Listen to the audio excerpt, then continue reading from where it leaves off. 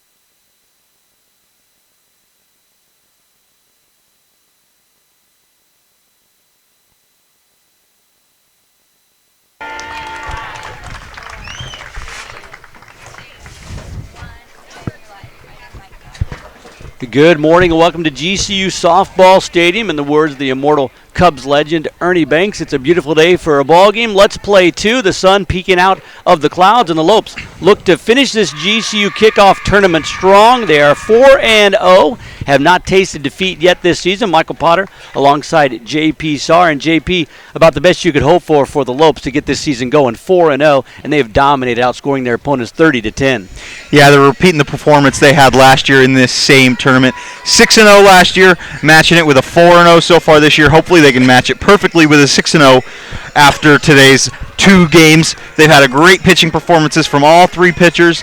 They've had great batting. They're batting .328 or something like that as a team. Very effective. It's definitely been an all-around great start to the season for the Lopes. Well, the Lopes are the designated visiting team in this first game. They'll take on the Bradley Braves and finish off the kickoff tournament against the University of Northern Colorado, where they will be the home team. Bradley, of course, on the field in those gray and red uniforms. Let's get to the starting lineups for GCU. Shea Smith will lead things off and play shortstop. Sierra Smith, her twin sister, plays third base and bats second. Nikki Gonzalez behind the plate, batting third. Lainey Gomez in center field bats cleanup. Camry Wortman, the senior second baseman, will bat fifth and play second. Megan Stevens gets her second start of the year, the designated player, batting sixth. Bianca Bowling, the first baseman, moves down to the seventh spot. Jenna Coates, the right fielder, bats in the 8-hole. And Lorianne Olson bats number 9 for GCU, playing in left field. And you mentioned the starting pitching performances. Mariah Valencia, good to have her back after the back injury last year. She'll get the start in the first game. Brianna Aguilar-Bosage will get the start in the second game, and Taylor Nolan will be able to come in relief if anybody needs some help. Mariah Valencia is hoping to have a real good game here. She pitched real well against her game yesterday against Northern Colorado.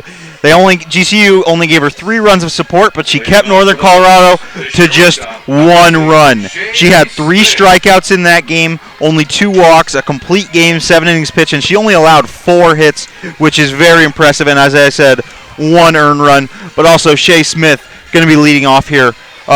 She has been the Bradley killer for the 2 games they have played her.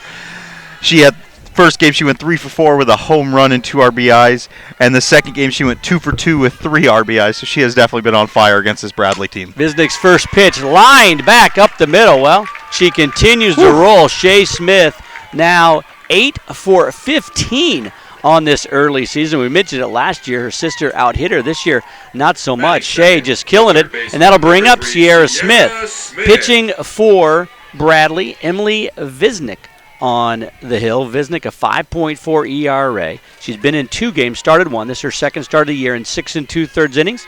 8 hits, 6 runs, 4 earned. She's walked 2 and struck out 3, and she gives up the leadoff hit here to Shea Smith. Sierra bunting, fouls it back. So a great start for GCU, just lining that one right up the middle. Around the horn of the outfield, Cap, Young, and Bain defensively for Bradley. Campos at third, Mahaffey at short, Leonard at second, Haberl at first, and Schroeder behind the plate, the battery mate with Emily Visnick.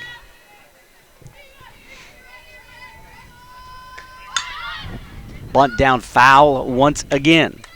Anita Robinette, your home plate umpire. Louis Barraza at first, and Perry Owens, your umpire, down at third. Well, JP, we got here a little bit early, and rain coming down, but it has given way to a little cloudy sky. The sun is trying to peek through over there.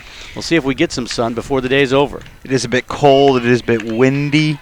The sun is peeking through, though, trying to give us some warmth here. The grounds crew did an amazing job. They were out here this morning working on the field, painted some fresh new lines, raked the home plate, and it was a great job by them to get this game ready to roll right on time.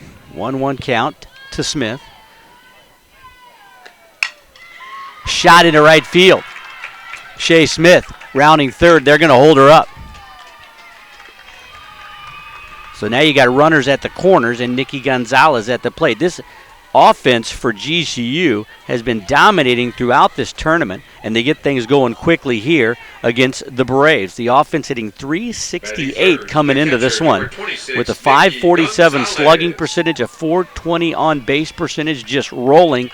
Ann Pearson, I asked her before the game, hey, Coach, things are going great. Anything to look at? And she said, I want better at-bats. They're hitting the ball well. They're getting good results, but she felt like they weren't real aggressive at the plate. So far, that message has come across to the Smith twins. Yeah, absolutely. Shea Smith with a first pitch single. Sierra Smith, we worked the count a little bit there, but Gonzalez goes after the first pitch and drives it. That's going to get over the center field's head to the wall. Smith scores. Sierra on her horse. She's going to hold at third.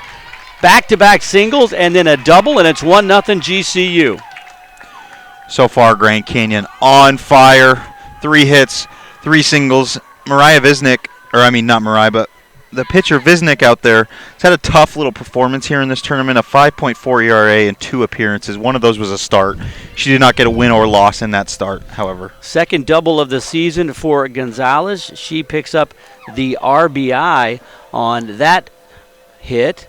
6th RBI already of this very short season, and just like that, we're going to get a pitching change. Visnick, very short-lived, didn't even record an out. She's going to head to the bench. Pitching number 23, Julie Kestis. Well, they'll bring in their big gun, Julie Kestis. Kestis, a 7.27 ERA, a record of 1-1, had 2 starts already, and this will be her 3rd appearance of the tournament. In 8 2/3, Kestis has given up 10 hits, 7 runs, 7 earned. She's walked 1 and struck out 6. The Lopes faced Kestis in a game earlier. She got the start in the Lopes 7-4 win a couple days ago. Went 5 1/3, but gave up 6 earned runs. So they've seen this pitcher and see if they can keep things going here. 3 quick hits and a 1-run lead for GCU. Not even an out in the first inning. Kestis got a lot of work last year as the pitcher. Tied for the highest game appearances. She was 4-14 with a 6.34 ERA and just 34 strikeouts on that season. So she's definitely a seasoned pitcher, but she's had a tough tournament so far here, and she's in a tough situation now early in this first inning with no outs. So Bradley, 1 win in this tournament, 1-3. The Lopes have beat the Braves twice, so they turn to their sophomore right-hander out of Naperville, Illinois, and Naperville Central, Julie Kestis, to try to stop the bleeding here. But, boy, as I mentioned, JP, when I talked to Ann Pearson before the game, you'd look at it and go, gosh, they're hitting .368. They're scored 30 runs. She can't be unhappy with the offense. But she said some of the at-bats, we're just giving away pitches. We're not on. We're taking defensive swings.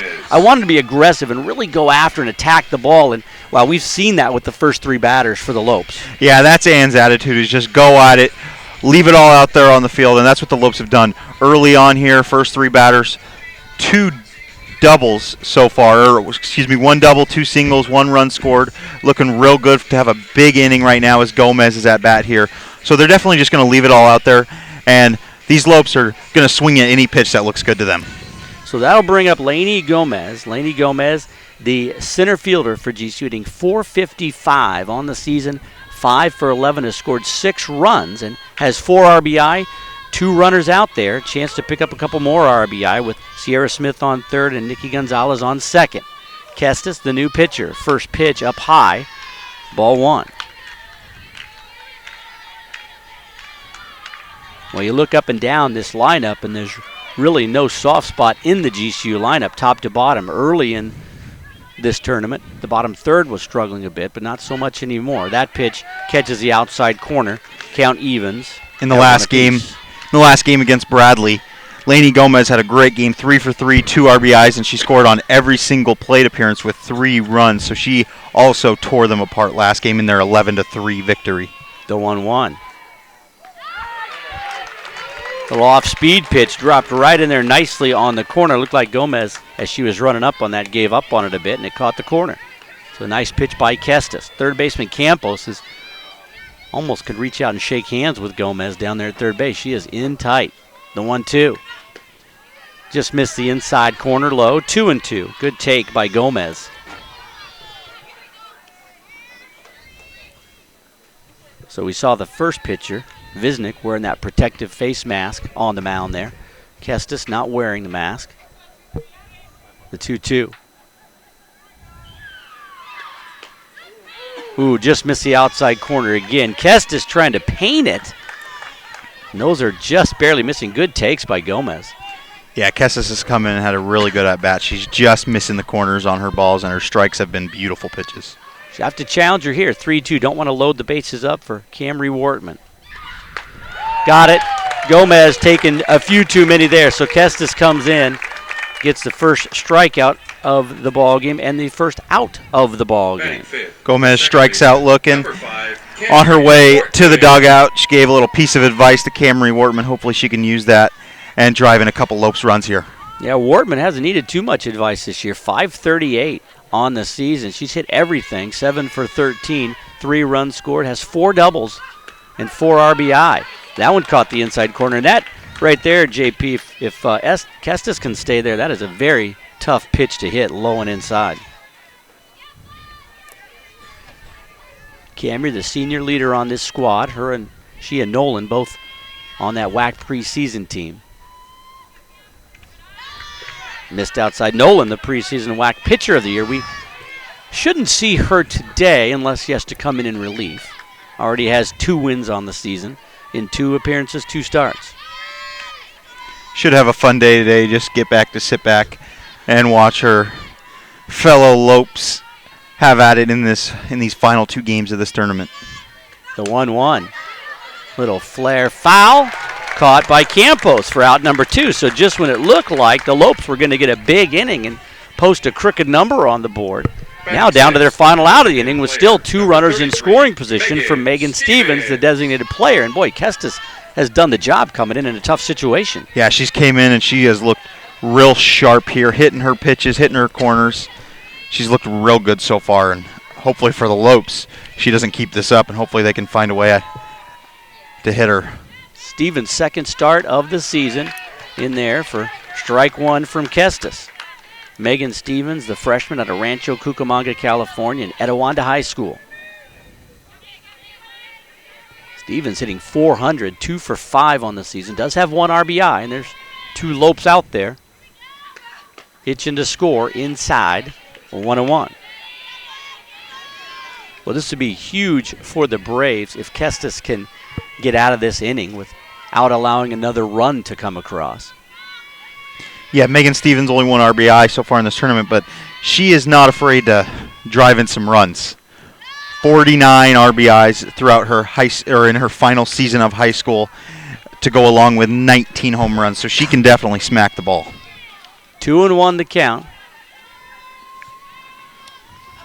Getaway day for Bradley as they'll head home later on this afternoon. The 2-1. Fouled right back on it, just a little bit under it. 2-2. So a good cut by Stevens. And that's what Ann Pearson wants to see. She was praising Haley Freeman for an at-bat that she struck out in just because she liked the way she attacked the ball. She said, I don't care that she struck out in the ball game yesterday. The fact that she was aggressive up there is what I wanted to see. The 2-2. Ripped, but foul. boy, can see why she drove in close to 50 runs last year. Yeah, she can definitely get a hold of the ball. She's, as you said, Haley Freeman struck out in that attempt, being very aggressive. Megan Stevens is also following that up, being very aggressive, just like Coach Pearson has asked them to. 2 balls, 2 strikes, 2 outs, 2 runners on. Deuce is wild here in the top of the first. The Lopes, the designated visiting team in this first game of the day. Waited on it, popped it up though. Communication, and Kestis calls off the third baseman and makes the grab herself. Boy, what a pitching performance by Kestis. The Lopes, the first 3 batters get base hits, but only 1 run on those 3 hits, no errors, and 2 left on base. We go to the bottom of the first. It's 1-0 GCU. Well, folks, GCU now offers a unique opportunity to earn your doctorate through an on-campus evening cohort. Doctorate programs in education and in philosophy are enrolling now. Scholarships are available. The next evening cohort begins in March. For more information, visit gcu.edu/doctoral 2017. That's gcu.edu/doctoral 2017. Michael Potter and J.P. Sarr with you for 2 ball games today. The Braves coming up here in the bottom of the first with the Lopes being the designated visiting team. Let's get you started on the Braves lineup. The Braves 1-3 in this tournament have fallen twice to the Lopes. Kelly Kapp will lead things off and play left field. Brooklyn Bain in right bats second. Elizabeth Leonard, the second baseman, bats third. Maria Schroeder, the catcher, bats fourth. Katie Haberl, the first baseman, will bat fifth. Caitlin McCarron, the designated player, bats sixth. Stephanie Campos, the third baseman, bats seventh. Megan Mahaffey at short bats eighth, and Sydney Young will bat ninth and play center field. So Cap, Bain, Leonard, Schroeder, Haberl, McCarron, Campos, Mahaffey, and Young for the Braves. Defensively for GCU, Lorianne Olson in left, Lainey Gonzalez in center, Jenna Coates in right, Sierra Smith at third, Shea Smith at short, Camry Wortman at second, Bianca Bowling at first, Nikki Gonzalez behind the plate, and Mariah Valencia, your pitcher. And you mentioned it, JP, a 1.29 ERA, 1-0, got the win in her first start, went a complete game, just 4 hits and only 1 run in that ball game. Yeah, she was out last year due to a back injury, but her freshman year, she had 1 start. She was no decision, but she saw the field 11 times. Chance for Smith. Easy play. 1 up, 1 down on 1 pitch. That is an economy of effort right there. But she is seasoned. She had 134 strikeouts in high school, a 1.9 ERA, and she was a 2-time All-State pitcher in her high school softball career. So she is definitely a seasoned pitcher. That'll bring up Brooklyn Bain. Bain, the right fielder. Bain hitting just .250 in this tournament and on the season. That pitch misses up high. Ball 1. 1 for 4. This is her second start of the tournament, but has played now. This will be her 4th game in the tournament.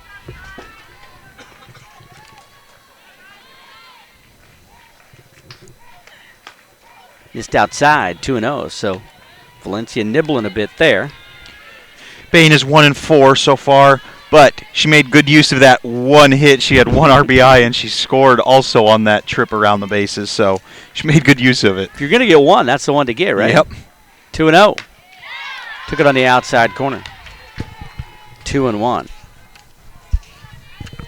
So Mariah Valencia looking good, and the way she pitched, that bodes well for GCU this season with Noeline Valencia and Brianna Aguilar-Bosage, all 3. Boy, when you get 3 good pitchers going, you can do some damage.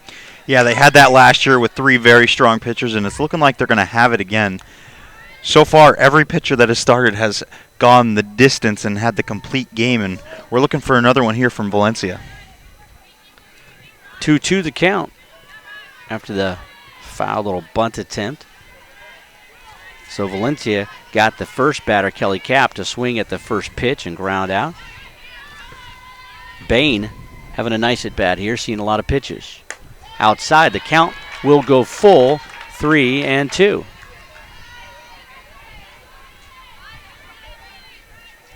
Well, Valencia felt like she might have been able to throw a bit last year, but with Nolan Bergman and Register, they really didn't have to push her back, gave her extra time for that back to heal. To pay off. Got her. First strike out of the ball game. Bain goes down. And 2 up, 2 down. A good start. Second baseman, number 5, Liz Liz Leonard, the second baseman at the plate. Leonard hitting .231, 3 for 13, has started all 4 games in this tournament. 3 runs scored and no RBI for the number 3 hole hitter for the Braves. First pitch misses, ball 1. Curveball got a little away from her, left that one a bit high. So the Braves got out of a jam when Kestis came in and retired the Lopes in order after she got into the ball game. Caught the outside corner high. Anita Robinette, the home plate umpire, we saw her in the game she did on Friday. She really likes that high and outside pitch, especially when she's set up with the left-handed batter, kind of in between the catcher and the left-handed hitter. She likes that pitch high on the outside corner. The 1-1. Too far outside.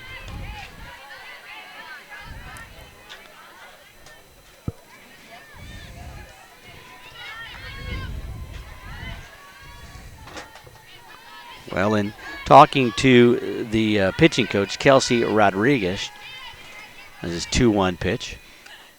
Fouled off 2-2. She said that Mariah Valencia is really a east-west pitcher, wants to move the ball in and out off the plate, has a good curveball, doesn't really try to do the drop ball, the rise ball, moving it up and down, north-south as they call it. More of an east-west pitcher, and we're seeing her pretty good control here. A couple outside pitches just missed and came right back inside. Yeah, she's really trying to work that curveball early on in this first inning. She's throwing a couple fastballs. Weak grounder. She's got it over to first in time. 1, 2, 3 inning. No runs, no hits, no errors, nobody left on base. So a nice clean inning for Valencia. We go to the second inning. 1-0 GCU with the lead. Back after this.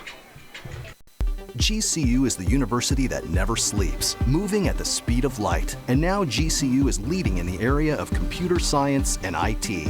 With over 200 university degree programs across 9 colleges, on campus and online, join the most inventive concept in education today. Fast track options available with courses in cybersecurity, cloud computing, and systems architecture. Find your purpose at Grand Canyon University. Visit gcu.edu/IT.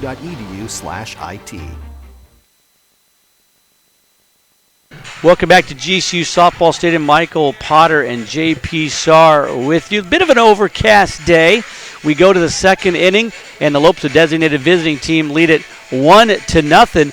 But J.P., it could have been a lot worse. The Lopes had back-to-back singles by the Smith sisters and then a double by Nikki Gonzalez, and looking for a big inning with runners on second and third and nobody out. But the Braves made a very quick pitching change, taking out Emily Visnick, who got the start, bringing in Julie Kestis, and Kestis mowed down Gomez, Wortman, and Stevens, the heart of the order, and just a 1-0 ball game. Yeah, it looked like it could have started real hot for the Lopes. And then Julie Kestis came in and rained on the Lopes parade here. The sun came out, but the rain was still falling on the Lopes' chances of scoring more than just one run there. It was looking like it was going to be close to an 11-3 ball game like it was last night. But Kestis came in and handled it very nicely, and if she continues that, it's going to be tough for the Lopes to get on the board even more. Yeah, we'll see how the Lopes respond. The first 3 batters took to heart Coach Pearson's admonition to be aggressive. Going after the first pitches, Shea Smith drove one up the middle. Sierra took a few and then drove one, and then Gonzalez ripped one to dead center field. But after that, the 4, 5, and 6 hitters struggled a bit. So the bottom third, Bianca Bowling, Jenna Coates, and Lorianne Olson to face Kestis here in the second. Don't forget, folks, 2 games on the slate today. High and outside, but got the corner, strike 1. Bowling had a tough time against Kestis in their first game, went 1-3. The one hit was a 2 RBI double. Hopefully she can knock one to the outfield again on this nice pitcher so far, Julie Kestis. In the air, left side. Shortstop ranging back on the grass, making the grab. That's Mahaffey. So Kestis is now retired 4 in a row. Bowling still struggles, now just 2 for 13, but as you mentioned, had those 5 RBIs, but she is retired here, and that'll bring up Jenna Coates. Coates. Oh, they're going back to 1-1 count. It's like Bianca Bowling still up there. We get a scoring decision there. Looking like she's going to get a second try here. So not sure exactly why, but Bowling back up there. I'm sure she's not A complaining 1-1 about count. it. I'm sure she's loving this second chance. Yeah, it must have been an illegal pitch on that pop out. Up high, 2-1. So the best we can tell, an illegal pitch of some sort. It gives Bianca Bowling new life. See what she can do with it here. The 2-1. Little squibber. Same result. Pop out to the shortstop. Interesting play there. Don't understand what happened. Yeah, it must have been an illegal pitch. I don't think they motioned catcher interference, but either way, Bowling got another crack at it, but the same result. Popped it out to the shortstop. So she is 2 for 13 on the season. Now Jenna Coates. Coates looking for her first base hit of the season. 0 for 3. In there for a strike.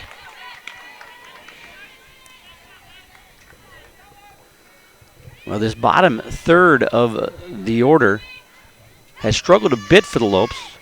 Coach Pearson dropped Lorianne Olson down there to the 9-hole, hitting the ball very well to try to bolster some offense from the bottom of the order. Coach now down no balls and 2 strikes. Yeah, if Coates can get on, that would really help out Lorianne Olson. She's so far 4 for 8, batting exactly .500.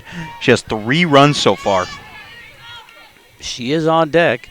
Kestis has retired 4 in a row since coming on in relief in the first inning. Just blew it by her. Heat on the outside corner. Kestis records her second strikeout since coming into the ball game. 2 up, 2 down. And Kestis looks locked in, much better than in her first appearance against the Lopes. She looks locked in here against GCU. Yeah, she seems to have figured them out. She came in, and it looked like it was going to be a real shaky start, but she has dialed her pitches in. She's hitting her spots. She is really clicking with her catcher. They are on fire so far early in this ball game. Just painting the outside corner. Strike 1 to Lorianne Olson, the left fielder for GCU. Well, Kestis went 5 1/3 in her first outing against GCU. Was tagged for 6 runs. The 0-1. Off-speed pitch. Just missed. One looked pretty good. 1-1. There's that sun popping out a bit.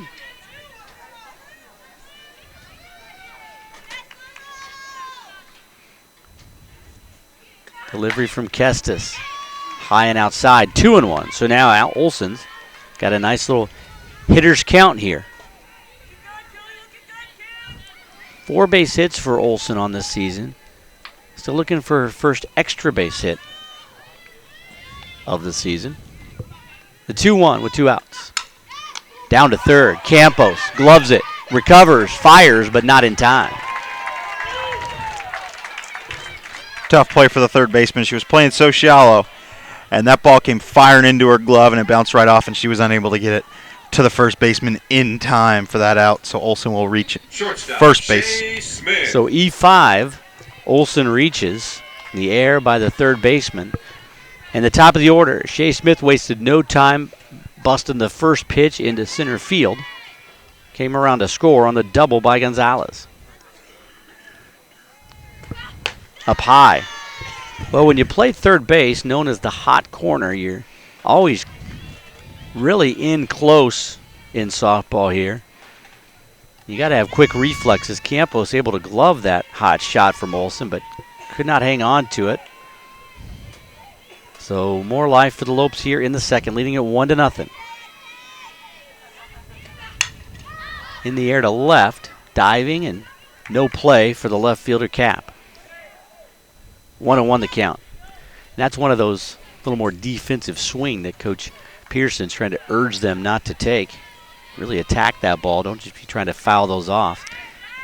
Yeah, she really tried to hold that one off. Ended up fouling it off to the left. 1-1 count. Big gap in right center field if she can turn on one here. Little chopper off the glove of Kestis. Didn't make the tag at second. Leonard, boy, Leonard was coming over to her right. It looked like that ticked the glove of the pitcher Kestis and just made her alter a bit, and Olsen able to avoid the tag. So now Smith on at first base. Liz Leonard real surprised by that call. She almost thought she might have tagged it there. We do not have instant replay here, but I would like to see that one again because it was definitely a close call there. So the Lopes, to benefit the umpire out there, Louis Barraza, right on top of that one, man. He made it a very quick call. So missed the tag. So now meeting on in the circle there. Home plate umpire Anita Robinette breaks it up. Well, the softball game moves a lot quicker than the baseball game because there's no throwing over to first, there's no stepping off, there's very few pitching changes, and the pitcher's supposed to throw within about 10 seconds of getting the ball back, but they do have quite a few meetings with the infielders coming in. Smith into right center. Shea on her horse. She's going to score again. Runners at the corners, a 2-out base hit RBI single for Sierra Smith. She's 2 for 2 on the day. And drives in Olsen, I should say, and Smith down to third. Sierra Smith picking up her 5th hit of the year, going to drive in her 2nd run so far in this tournament. Of course, this tournament, the first games of the year. So 2 RBIs throughout this tournament, and the Smith twins are on the corners for Nikki Gonzalez. So Olsen reached on the air. She comes around to score. Shea Smith down at third. So now runners at the corners. See if the Lopes can get something going here with 2 outs. They had runners on and were really grooving with nobody out in the first, only able to get 1 across. See if they can get more here. 2-0 Lopes. Runner goes. Fake the throw down to third. Everybody's safe. Sierra Smith was stealing there, hesitated. I think if the catcher threw that, they might have got her out because she definitely hesitated and was ready to go back. Trying to bait the catcher Schroeder maybe to throw down there and get caught in a little rundown to allow the runner to score, but Schroeder was having none of it. So Smith just takes the bag. But now, same situation, 2 outs but 2 on. That pitch rode inside, 2-0. Gonzalez had the double to dead center field off the base of the wall, about 220 to dead center field. That drove in the first run of the game, Shea Smith, and Shea's down there at third right now with her sister Sierra at second. Chopper, Campos has the play, and once again, the Lopes have runners on, unable to get more than just 1 run. This time some gifts from Bradley, but the Lopes unable to really take advantage. 1 run for the Lopes on 1 hit. There was 1 error and a couple left on base. We go to the bottom of the second, 2-0 GCU. Yeah, the Lopes, 2 runners there, second and third. Of course, the first inning, they had no outs. This inning, a little 2-out rally there. They were lucky to get 1 on the board. Make sure to see Two Gentlemen of Verona in Ethington Theater like never before. This classic Shakespearean comedy has been infused with the wizarding world of Harry Potter and opens this weekend. Full of Harry Potter references, this won't be a show to miss. Get your tickets at Ethington box office or email ethington@gcu.edu. 2-0 Lopes as we go to the bottom of the second. GCU, the designated visiting team in this one. They'll play Northern Colorado later on this afternoon, and that'll be the end to the GCU kickoff tournament. Lopes looking to go 6-0 in the tournament. Been very successful in this tournament over the last 2 years. This is the 3rd year of the kickoff tournament. I think it's smart for the Lopes to have this just settle in. This year, of course, opening the stadium with it, which was pretty unique. But 9-1, they've had a lot of success, and it's definitely a good way to kick off the season. So Valencia, Mariah Valencia, on the mound for GCU, retired the Braves in order in the first, a ground out, a strikeout, and then a comebacker. So she'll face 4, 5, and 6, Schroeder, Habrel, and McCarran. Schroeder hitting .538, 7 for 13 with 5 runs and 4 ribby. Having a tournament. First pitch, blew it by her. I think Schroeder thought that was up a little bit, but in there for strike 1. Yeah, Schroeder is not unfamiliar with this success. She bat .336 last year with 25 RBIs and 4 home runs, so definitely very successful last year. Hits her with an inside pitch. So the first base runner for the Braves comes on the hit by pitch. Well, we talked about it. Maria Valencia finds her success going east and west, working that inside and outside corner. That one just got away from her on an inside pitch. So Katie Habrel, the first baseman, at the plate with a runner on. Habrel hitting .364 on the young season. In the air, pretty well hit. Not going to have the distance. Caught made by Olsen at the warning track. Just missed that one. Boy, Habrel would love to have that one back. Got under it a bit. One out. Runner retreats to first. Olsen had to back up just in the warning track. She had to fight off the sun, which is rising just over the south side of the field. So definitely looked a lot tougher than it could have been. Yeah, boy, I thought at first there Habrel, as McCarron steps up to the plate, might have got it. Got under it a bit too much, but boy, she gave it a ride. First pitch to McCarron. Misses outside. McCarron 625 on the year, 5 for 8. Has started and played in 3 games, just 1 RBI.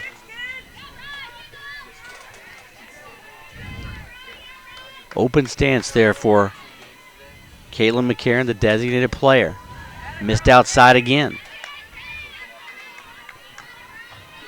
2-0. Well, we saw this in the game on Friday that Nolan pitched. She mowed through the order in the first inning and then struggled a bit. Got things righted. Able to go a complete game and get the victory, the 2-0. Tried to check her swing, did not. 2-1. That would have been a ball 3, another outside pitch.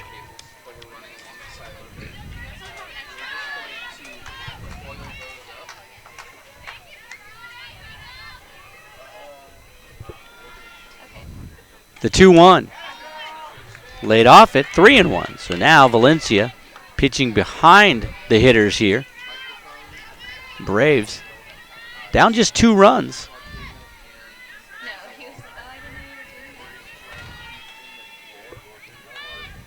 Schroeder takes her lead off first, or excuse me, on first. Into left field. That one's going to fall, barely clearing the dirt. Schroeder's going to stop at second. So McCarron with the first base hit of the ball game for the Braves. A little bleeder to shallow left field. Barely even made the outfield grass. The third baseman, number 9, Stephanie Campos. Campos now with the chance to get things going for the Braves. The third baseman, Campos, had the air in the last inning that kept the inning alive, allowed Lopes to score a run. Campos hitting .250 on the season, 2 for 8, has started all 4 games. Inside, boy, it looked like she tried to lean that leg in there to yeah, she did. Get the Stephanie HBP. Campos, relatively new player to this Bradley Braves starting lineup. Only started 6 games last year, only had 25 at-bats. But she was able to bat .200 in those 25 at-bats. Fouled off. Boy, that was a hot shot. A weird angle. He might have caught Kelsey Rodriguez down there charting pitches. Wait, that was right. That was fouled back right over the on-deck circle there. That is a weird angle. You rarely see one fouled back that direction. 1-1 to count to Campos.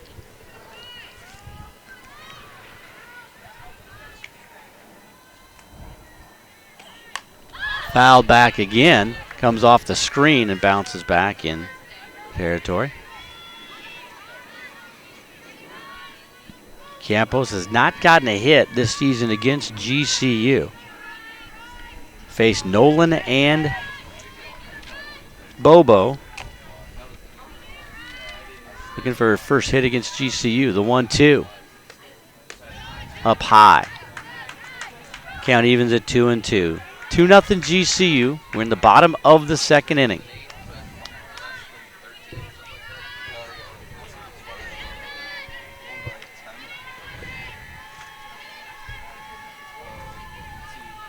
The pitch fouled off again. Way ahead of that one. Yeah, Campos getting real early on a couple of these pitches. That's a good sign, though. It shows she's getting pretty aggressive, trying to get ahead of herself a little bit, however. Hopefully she can time it just a touch better, and maybe she'll get the bat on the ball and put that one in play. Valencia, the 2-2. Fouled off again, and Mariah Valencia really pounded that inside corner against Campos. See if she tries to go outside here. You mentioned Campos is attacking those inside pitches and pulling them foul. Some good aggressive swings. 2 on, just 1 out here in the bottom of the second. Valencia's pitch. Foul back again. A good at bat for Campos here. Really testing Mariah Valencia. Schroeder, the runner at second, put on with a hit by pitch. Haberl flew out to deep left, and then Kaylin McCarron got a base hit single, first hit off of Mariah Valencia in the ballgame.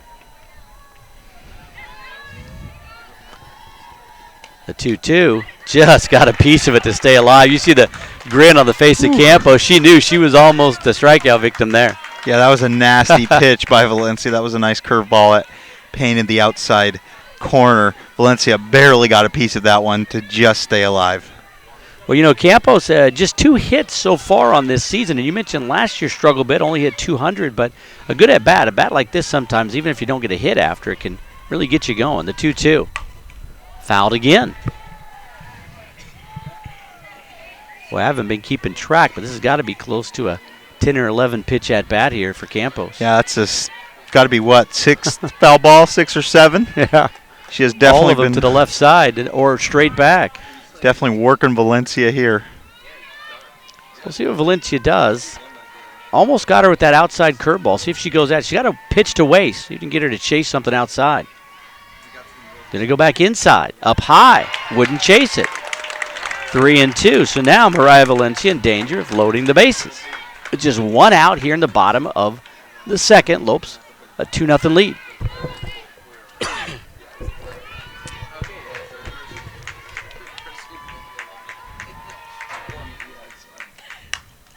That one fouled back, going to get out of play. Over these temporary stands here. Of course, you've heard us talking about it all weekend. This GCU softball stadium just opened up on Friday. Phase 1 completed, a beautiful ballpark. Phase 2 will happen at the end of the season. They'll put the permanent grandstands in with a concourse and some permanent bathrooms. It's going to be a gorgeous facility. 3-2. Yes. Sure to be Rip beautiful. down the line, pulled foul. Boy, Campos might have to take a break and grab lunch up there. She's been up there so long. Yeah, this has been a fun little duel we've had here just in this at-bat. Meanwhile, we've forgotten that there's a runner on first and second. That could have been a very deadly hit if that one had caught in the line. Well, you got Schroeder down there at second and McCarron at first. Lopes leading at 2-0. Full count. Valencia's pitch. In the air, left center. Olsen coming in, makes the grab to retire Campos. And I know she'll be disappointed with the result of that, but that was a very good at-bat for Stephanie Campos. But the Lopes get the out, so now the Braves will need a 2-out base knock by Megan Mahaffey to get some runs on the board.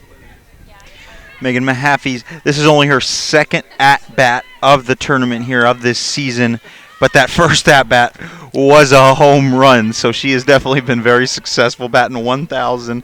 She had 1 at-bat for a home run. It was a 2-run homer. That went into right center field. That's going to score 1, might score 2. Schroeder going to score easily. McCarron going to stop at third. So the Braves not testing the arms in the outfield and the relay throw. But a run comes across, and they've cut the lead in half on the 2-out double by Mahaffey. Well, just the second hit, as you mentioned, but extra base hits both times, and RBI both times. She is on fire, man. Woo! So Schroeder comes around to score easily. She was on board with the hit by pitch. Mahaffey motors into second with the double.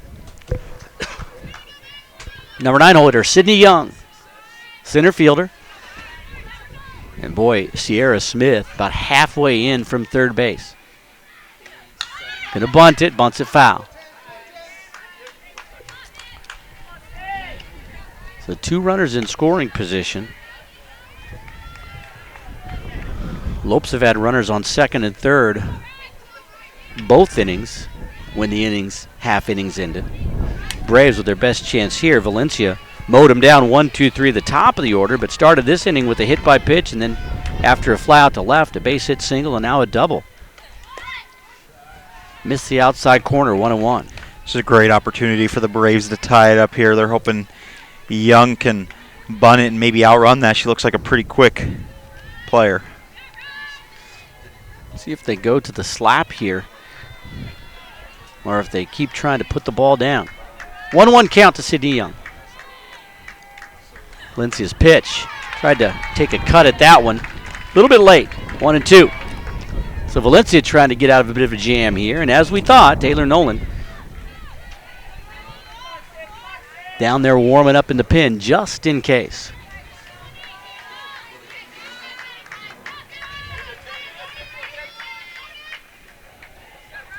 The 1-2.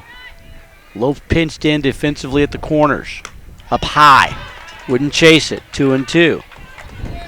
Well, Valencia being tested here. Been out there quite a while.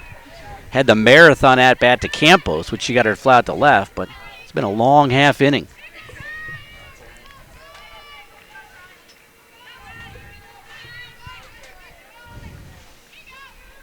The 2-2. Fouled back off the mask of the catcher, Nikki Gonzalez. That one's got to shake her up a little bit.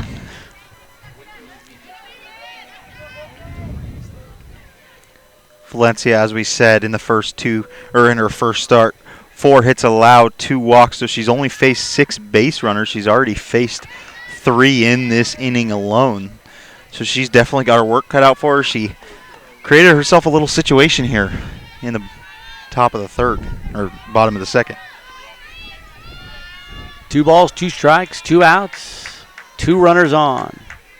Pitch from Valencia. Strike 3 called on the outside corner. Young couldn't pull the trigger, so Valencia gets her second strikeout of the ball game to get out of this one, but 1 run across on a couple of base hits. There were no errors, and 2 left on base. We have completed 2.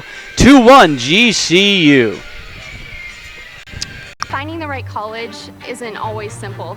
The choices I make today affect where I'll be tomorrow. That's why I chose Grand Canyon University. Here I'm working toward a greater purpose and a place that feels like home. With scholarships to help me earn my degree, I can graduate in less than 4 years. By attending GCU, Arizona's premier private Christian university, I know I'm not just making the right choice, I'm making the smart choice. Find your purpose at Grand Canyon University. Private, Christian, affordable. Visit gcu.edu. Welcome back to GCU Softball Stadium. Michael Potter and J.P. Saar with you as the Lopes lead at 2-1 going to the top of the third inning. Braves with a great opportunity to get some runs across there. They were able to just get the one. So, J.P., both teams have had opportunities to take advantage of in this ball game and been unable to do so. The Lopes have left runners on in both innings. They've got 4 left on, and the Braves have left on 2. Yeah, we'll see if the Lopes can figure out Julie Kestis and maybe get more than just 1 runner this inning, 1 runner around home plate this inning. Julie Kestis 2 strikeouts so far, and she would have had a clean inning last inning if not for that error. She almost had a 1-2-3 inning, and the third baseman mishandled the ball a little bit, was unable to get the runner out at first, and that set up a little rally for the Lopes, who were able to score a few runs. And Kestis not even expecting to maybe even pitch here today. The start went to Emily Visnick, and after the Lopes started the ball game with a base hit single, and a double to drive in a run, Visnick was pulled from the game, and Kestis came in, retired the Lopes in order, retired the first 5 she faced. The Lopes got to her for 1 run in the second as well. So 2-1 GCU. We go to the third. The Lopes a designated visitor in this one. They'll be the home team in the second ball game. Gomez, Wortman, and Stevens. Lainey Gomez, a strikeout victim. She was the first batter to face Kestis when Julie came into the ball game, and Kestis struck her out on a 3-2 pitch. Breeze picking up here, blowing left to right. Little liner, soft liner off the glove. The throw not in time. Boy, that comebacker got on top of Kestis in a hurry. So Gomez leads off the base hit single. Second baseman, Camry Wortman. Boy, tough play. I'm sure that Kestis will think she probably should have had that comebacker, but hardly any reaction time, so Gomez gets the base hit, and it'll be up to Wortman, who popped out to the third baseman Campos her first time up. Camry's been having a great tournament, takes that first pitch for a strike. Camry 7 for 14, hitting .500 on the year. Already, JP, get this stat, already 4 doubles in just 14 at-bats. That's crazy. She's having another monster year. She's already got as well 4 RBIs. Oh, popped up. Catcher makes the grab. Schroeder tracks it down. So a couple of weak pop-ups for Wortman after she had been on fire the first 2 days. Designated player, Megan Stevens. That'll bring up Stevens. So now the Braves a double play away from getting out of the inning once again after the leadoff base hit for GCU. Stevens a little pop out to Kestis to end the first inning. Going after the first pitch to second for 1. Back to first. Didn't get her. So Stevens legs it out, reaches on the fielder's choice, but Gomez retired for the second out of the inning. First baseman, Bianca Bowling. Bowling popped out to the shortstop twice her last at bat. First time it was an illegal pitch, so she got to do it again and had the same thing happen, a little pop out to short. Off-speed pitch in the dirt.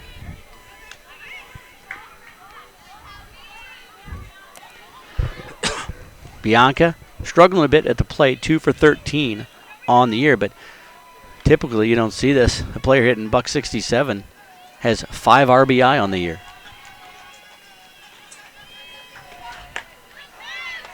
Caught the outside corner? No, just a bit outside. I always got to watch with Anita Robinette behind the plate because she likes that high outside pitch.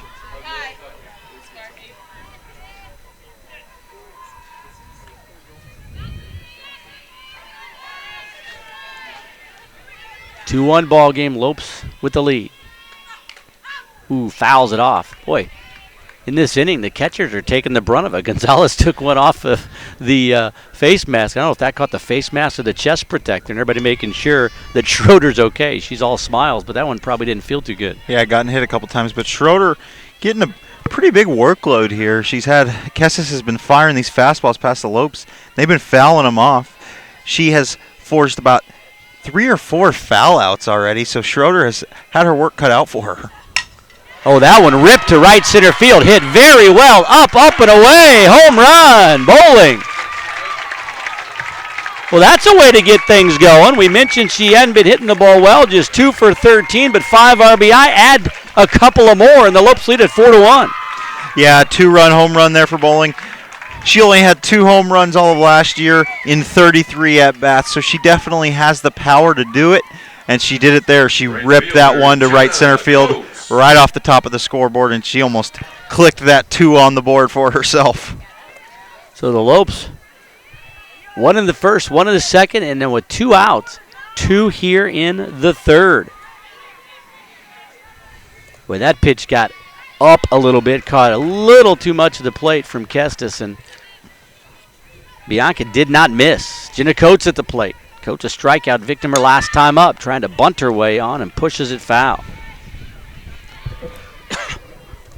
So, boy, 7 RBI on the season now, and that ties her with Shea Smith for the lead with 7 RBI. Nikki Gonzalez right behind with 6.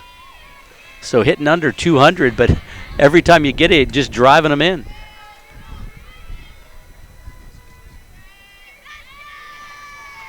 Kestis the pitch. Ripped foul over the netting there, right above Ann Pearson.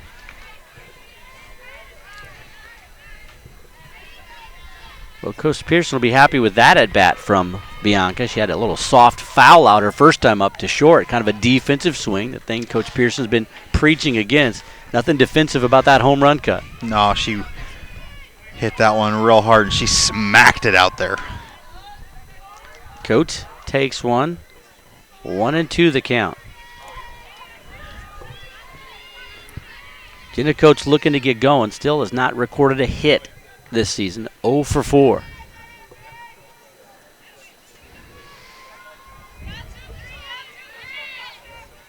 Kestis the 1-2. Line drive shot just over the shortstop's head. First base hit of the year for Coates. Lopes get their third hit of the inning, and a runner aboard once again with Lorianne Olson trying to flip this lineup. Man, she fired that one out to left center. You got to think if the shortstop doesn't get a piece of that, she could have turned that into a double, maybe even a triple. Might have gone to the Coates' wall. Speed. Huh? Yeah, that could have gone to the wall. The left fielder was able to jump in front of that one, though. So the shortstop did a pretty good job there getting a piece of that one and slowing that down, and Coates only got a single. They kept her at first base with 2 outs. Looks like another pitching change for the Braves. So in the third inning, they'll go to their third pitcher. It'll be number 8. Jalen Hall, the senior lefty out of Clifton, Illinois. Jalen Hall was the workhorse last year for the Bradley Braves, 5-13 with a 4.72 RA. But she was 5-13. She had 8 complete games and 3 saves there. 103 strikeouts. But one key number is she let up 11 home runs. Definitely not a number to be proud about, but she was the workhorse for the Bradley Braves. Yeah, and you look at this year so far, Hull, this will be her 4th appearance, but no starts. They've gone with Kestis and Visnick and Jackson to the start. So 4th appearance, but she's probably been the best pitcher at 2.08 ERA and 4 1/3, just giving up a couple of hits and 1 run. 7 strikeouts in just 4 1/3 innings. Yeah, leading the team. Yeah, Hull is coming in from the pen here and doing well. Well, the wind picking up and blowing some of the raindrops that are still on top of these tent awnings. We've gotten some of the umbrellas here. So a little bit of more of a blustery day than we expected. For a while there, it looked like that sun was going to pop out. It did for a bit over the right field wall and over the dugout there, but now cloud coverage the rest of the way maybe. Yeah, warmed up. I was thinking about taking my sweatshirt off, but not now. Left it on because it got a little bit cold out. We're lucky, though, man. We were here about 7 a.m., and from about 7 to 8 a.m., I was thinking a little shaky, man. We might have some rain all day, but we were able to get away from that. Rained a little bit right around 8 a.m., but it let up about 8:30, and we were ready to go for game time right at 9 a.m. First pitch from Hull to Olson is strike. 2 runs already in on the 2-run homer by Bianca Bowling. Couldn't get around on that one, tipped it into the mitt, strike 2. Coates down there at first base with her first hit of the year. Make sure to stay tuned for the Lopes game here at 11:30. Hopefully that rain can stay away, and that one will be scheduled on time against Northern Colorado. Oh, right down the line, pass at third baseman, fair ball. Coates is going to try to go to third. Not in time with the throw. Ooh, aggressive base running. And Lorianne Olson, some great base running. Rounded first, saw the runner Coates go to third, even though Ann Pearson was pointing to stay at the bag. Boy, that was an aggressive, maybe a little bit foolhardy base running attempt, but Coates able to get into third, pushing the action. So base hit single by Olson, just put her right down the line. It advances to second on the throw. Boy, Ann Pearson was pointing as the top of the order, and Shea Smith comes up with a couple of runners on. High and tight. She was pointing to the bag to stay there because that ball was right in front of Coates, and Jenna decided she could make it and did. Yeah, she had to come over and give Jenna a little high five there because Jenna really proved her coach wrong. She slid in and just made it. The home plate umpire was able to get over there and make that call and rule her safe, beating the tag. Swing and a miss, 1-1. Shea Smith has been on base twice, singled and scored in the first, reached on a fielder's choice in the second. Well, if she hadn't have beat that throw, her coach would have had a few other things to say to her. The 1-1. Off-speed pitch. 2-1. A lot of coaches will allow the runners to make their own decisions going first to third, especially when the ball's in front of them like that and they can see it. They got a better view than the coach does. The 2-1. High and tight. 3-1. And now Hull struggling a bit. Her first baseman, Haberl's going to come over and give her a few words of encouragement. Well, a good throw would have had her down there at third. The throw was just off to the foul side of the bag, and Campos couldn't make the tag. 3-1. Staying alive, just fouls it back. That one looked a bit outside. Shea Smith might have chased that one a little bit. She could have got a base there and hopefully allowed her sister to knock her in, but she's going to make the count full here. 3 balls, 2 strikes, 2 outs. 2 runs already in on the 2-run homer from Bianca Bowling. That one into right, coming in on the dive. Making the play is Bain, and Bradley needed that. They dodge a bit of a bullet here. That would have scored 2, but the Lopes will have to be content with 2. The 2-run homer by Bianca Bowling, and it's a 4-1 GCU lead as we head to the bottom of the 3rd. Well, if you're visiting campus this spring, why not stay at the GCU Hotel, featuring comfortable rooms, a resort-style pool, and the Canyon 49 Grill. It's a perfect place to stay when coming to GCU. Rooms start at $79 a night. Book a room today at gcuhotel.com. That's gcuhotel.com. Been hearing nothing but great things from these visiting fans here from Bradley and Northern Colorado. Several of them staying out there at the GCU Hotel. It's awesome over there. The Canyon 49 Grill is pretty great food there. I've been there a couple of times for the food. It's pretty awesome. Have you had the burger over there? I have not. Did you eat steak too? No, I did not. I had a little meeting here with my intramural staff that I work with, and we just had a couple of the appetizers, and they were delicious. You know, I don't know what I'm doing wrong here. You know, I'm out of school. I'm talking to Alex on the game Friday, and he eats steak when he goes over there. I don't know what I'm doing wrong. He's a student eating steak. Man, I got to hang out with that guy. Seriously, I got to go with him one time. We got to get Alex to take us out to lunch over at the Canyon 49 Grill so we can live the high life. Well, I had the burger. It was great because, you know, they put bacon and avocado on there, and you can't go wrong with bacon. No. Bacon goes well with anything. Anything. I'll even eat it by itself. Yeah. 4-1 lead for the Lopes as we go to the bottom of the 3rd. It'll be the top of the order. Cap, Bain, and Leonard.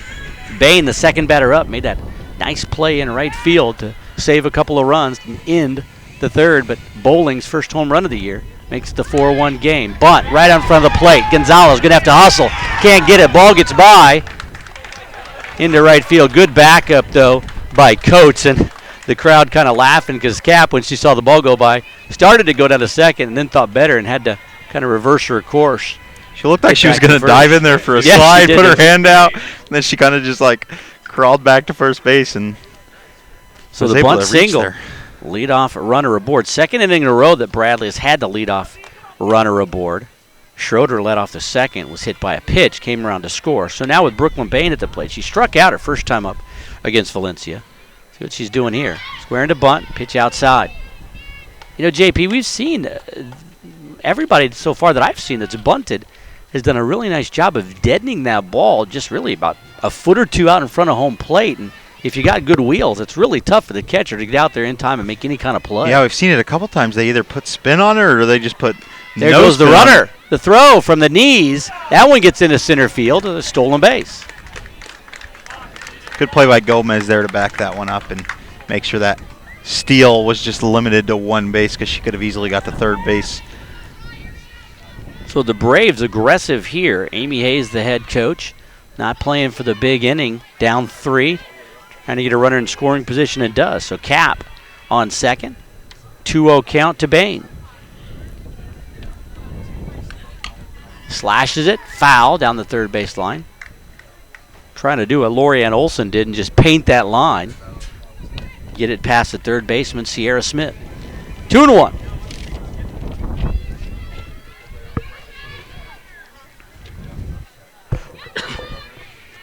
Breeze picking up a bit, really blowing from left to right, but blowing more into foul territory. The 2-1. Fouled off. 2-2. You know, the wind was blowing a bit when Bowling got that home run to right center, but I don't think that was wind aided at all. She just crushed that ball right out toward the scoreboard. Yeah, she hammered that one. That was a line drive, piercing right through the wind. There was nothing stopping that one. That one was destined for a home run. 2-2 count. Valencia fighting back here in this at-bat. Little tapper foul. So Bain having a nice at-bat. She struck out her first time up against Valencia. He is 1 for 5, hitting 200 on the season.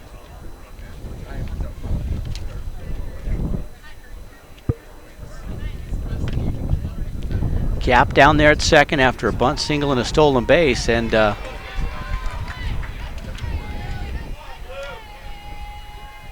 out call, and the runner's going to come off the field. And I don't see what they called there either.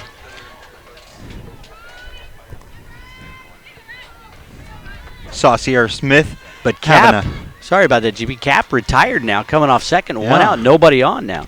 Sierra Smith Tap was having foul. a conversation with the umpire, but not sure what happened there. We'll check afterwards and see. Ann Pearson now going to come out and talk to Anita Robinette. Well, nobody argued that one. I don't know if it was that the runner, Cap, didn't go back and tag or something, but either way. Wonder what Pearson was talking about. Yeah, the runner retired, and she should have just laid low and That been was like, a all right, count. I'll take it. yeah, must have been asking about something about whether that was a bunt, probably. Swing and a miss, strike 3. So an inning that started out in a great way for the Braves with the leadoff single and a stolen base. Second baseman. Cap Leonard. retired on a play we got to get a ruling on, find out what exactly happened, and then the strikeout, third strikeout of the ball game for Mariah Valencia, and that'll bring up Leonard. 2 of those strikeouts against Bain. Yeah, I got her twice. Pitch misses high and She outside. has got ball her one. number. Well, I think what Pearson was asking, there was 2 strikes on Bain, and she fouled one off, and, you know, sometimes it's hard to tell whether it's a bunt or a swing when they're running up on it there. The 1-0. We've seen a couple already, as that one misses 2-0. We've seen a couple times already where kind of looked like a swing, and then the umpire says, no, that was a bunt, you're out. So Pearson checking that one. They got Bain anyways. 2 balls, no strikes. Ground ball right side. Wortman, easy play. And that's the inning. So they face the minimum, although 1 hit in that. No runs on 1 hit, no errors, and nobody left on base. We have completed 3, 4-1 GCU. Hey Phoenix, it's Thunder Dan Marley, head coach at Grand Canyon University. Coming to GCU was a great move for me. Join Antelope Nation by enrolling as an evening student at our beautiful campus in the heart of Phoenix. Earn your bachelor's, master's, or doctoral degree to take your career to the next level. Engage with industry expert instructors in small classroom settings where you can get the support you need to excel. Scholarships available. See you on campus. Go Lopes. Find your purpose at Grand Canyon University. Visit gcu.edu/evening. GCU looking to go a perfect 5-0 in the tournament, and then a chance to go 6-0 against Northern Colorado. A run in every inning. 4-1 GCU, the designated visitor team. If you're just joining us, you might look up there and see the visitors beating the Lopes 4-1, but the Lopes in this tournament, the designated visitor. So they got the lead in this one, and they really, honestly, JP, could have a few more runs. They've left some runners on already. 4 or 5 left on in this ball game, but the lead here, 4-1, looking like they're in pretty good shape here. Yeah, they run ruled them last game. Doesn't look like we're going to get to the run rule this game, but it does look like the Lopes have this one in control. They haven't had too many threats, and any threat they have had, Valencia has taken care of that one pretty easily. Sierra Smith going to come to the base now. She's going to be hitting 2 singles so far, an RBI for her, and she's going to be followed by Nikki Gonzalez, who also has an RBI double for the Lopes. GCU 4 runs on 9 hits, no errors, and 6 left on. The big blow, the 2-run homer from Bianca Bowling in the 3rd inning over the right center field fence. Bradley 1 run, 3 hits, 1 error, and 2 left on base. Bradley is already on their 3rd pitcher of the ball game. Emily Visnick started, didn't get an out, gave way to Julie Kestis. Kestis pitched well for about the first 5 batters, then the Lopes got to her, and Jalen Hull on now to face GCU. First time she'll face Sierra Smith, Nikki Gonzalez, and Lainey Gomez. First pitch to Smith, outside corner for a strike. Just past 10 a.m. here We saw a couple Lopes fans file in that last half inning, or the end of that third inning. A couple Lopes fans came in, the alarm set for 10 a.m. They're going to catch the end of this great ball game. Fouled back, 0-2. Smith, a couple of singles, a stolen base, and an RBI in this one. Her sister's been on base twice and scored.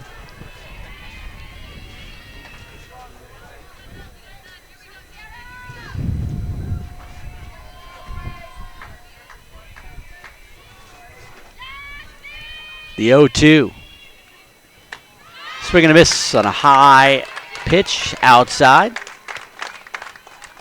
First strikeout of the ball game for Jalen Hall. Catcher, Nikki Gonzalez. Sierra Smith's had a somewhat tough tournament. Not too bad, batting about 300, but compared to her sister, she's looking not very good. Her sister's definitely outplaying her this tournament, but throughout the season, we're sure they're going to have battles all season on who's playing better and what little stretch of games. Gonzalez swings at the high heat, comes up empty. Gonzalez doubled in a run in the first and then ground out to Campos at third base in the second. 1 for 2 on the day. Outside, 1-1.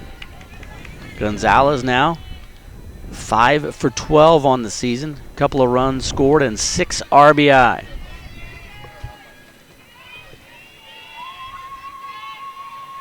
The 1-1. Inside corner. 1 ball and 2 strikes to Gonzalez.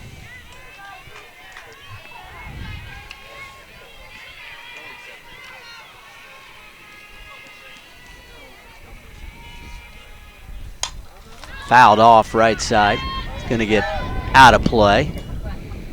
Fired off, almost hit the Northern Colorado softball team as they were walking by. They'll remember that one for next game. Those two teams square up, Northern Colorado and GCU at 11:30, about 30 minutes after this game ends, and then the Lopes head to Baylor for the Baylor Getterman Classic. Bounced up there. Count goes to 2-2. Lopes will play on the 17th, 18th, and 19th. North Texas, Baylor, UTSA, North Texas, and Lamar. Then back here for the GCU Invitational, and then after that, the GCU Round Robin. So a slate of home games. Chopped foul on an inside pitch, just staying alive. And if you're not able to come out to this one for the second game, come back on the 23rd. The Lopes will be home from the 23rd through the 5th. A rash of home contests. You can come out and check out the new ballpark. And, of course, you can always catch those home games right here on GCU TV. Fouled off, 2-2. Yeah, all the home games will be on GCU TV. That one bounced off. That hit the umpire down there? It ricocheted off? Came close. It did. It ricocheted off. It hit his leg? Poles holding up this net, and I think it might have bounced off his leg. I called Louis Barraza down there at first base. If it did, he didn't even flinch, though. He's so locked in, dialed in on this game. Tough guy down there. The 2-2. In the air to center. Young starts back and then comes in. The wind pushing it down a bit. Makes the grab. 2 up, 2 down. Weird spinner fly out there for Gonzalez. Young wasn't sure how to play that one, combined with all the backspin and the wind on that one. Played for a real tricky fly out. Gomez, 1 for 2 on the day, struck out looking against Kestis. And then got a base hit single off Kestis in the third. High and away.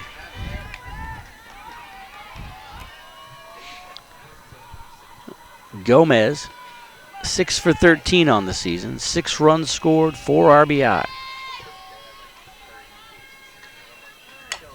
Slapped foul. 1-1.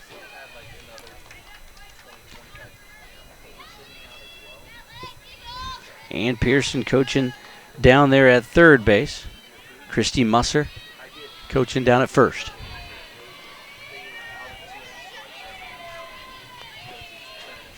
The 1-1.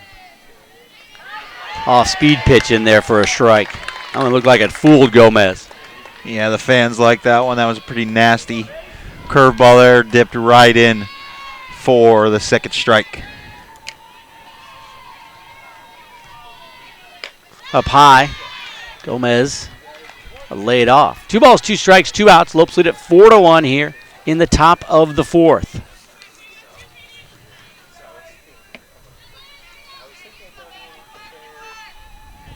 The pitch just missed the outside corner. Fans wanted that one.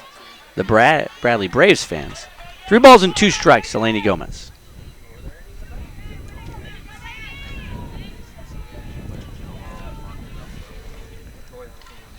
The payoff pitch. Ooh, inside, almost caught her.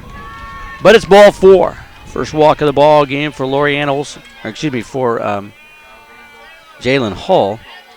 So Gomez on at first. I believe that's the first walk of the ball game.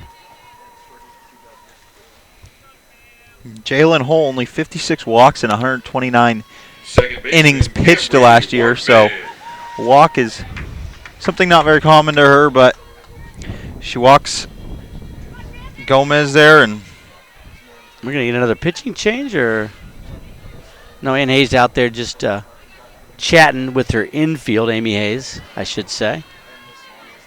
Thought she was pointing that she was going to make a pitching change there. Would have been the 4th one, but I think she was messing with the formation a little bit, but Camry Wortman, 2 foul outs. Wortman fouls that one. Yeah, been a tough day for Wortman.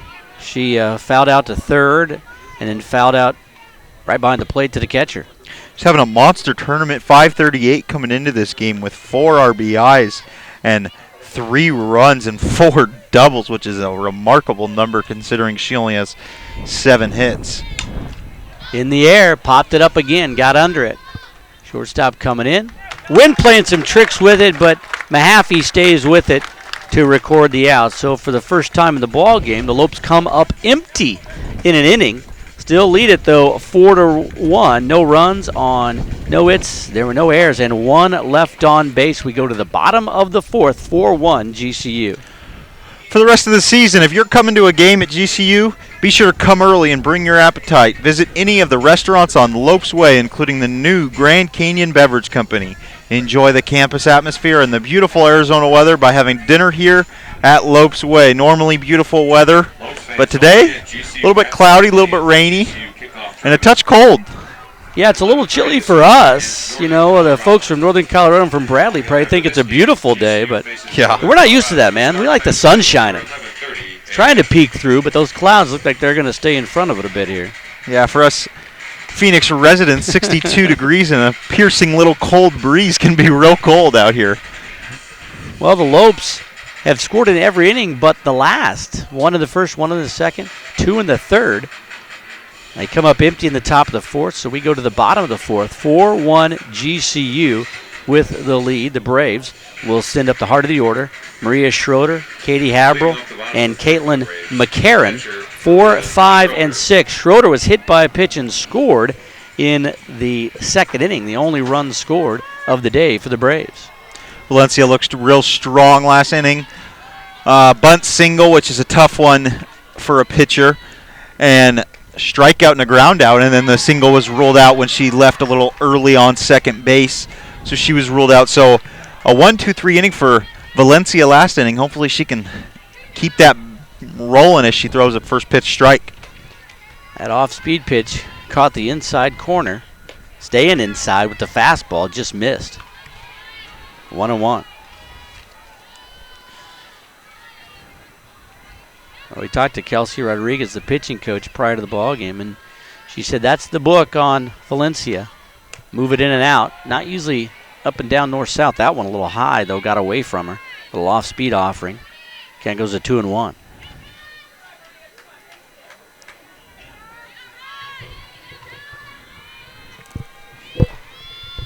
Second plate appearance for Schroeder. Inside, hit her again.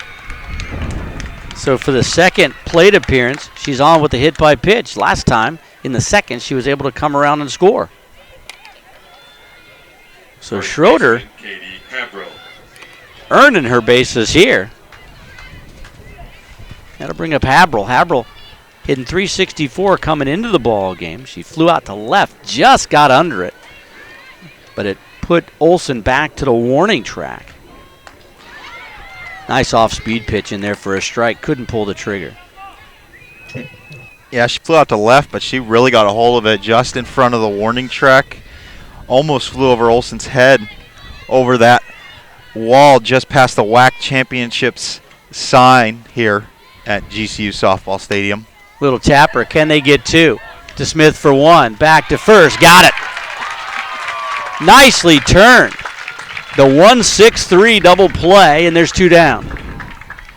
Beautiful, as you said, 1-6-3 double play. Not one you see often, but Valencia did a good job.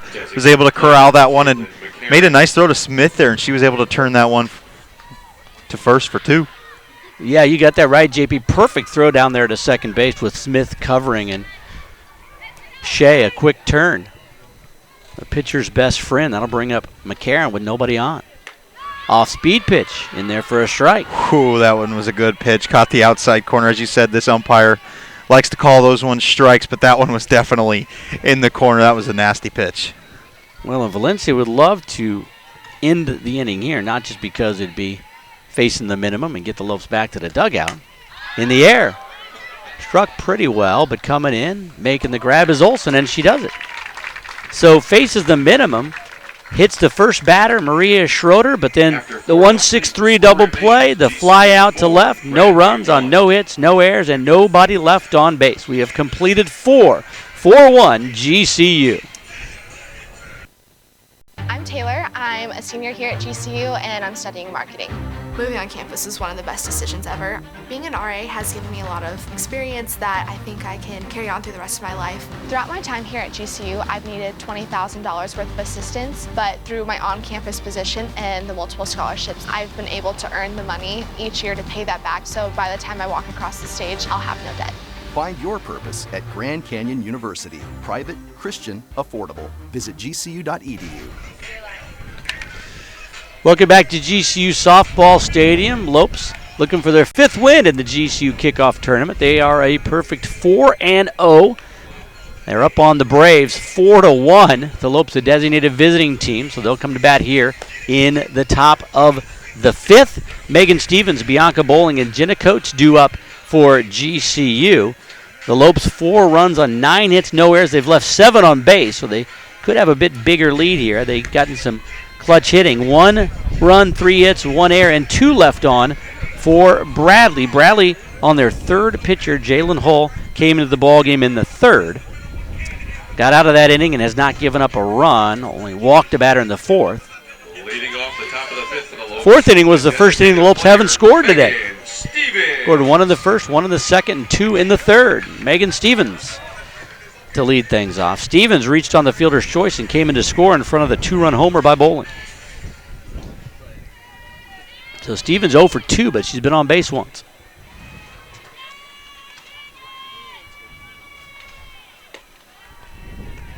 That one low, ball 1.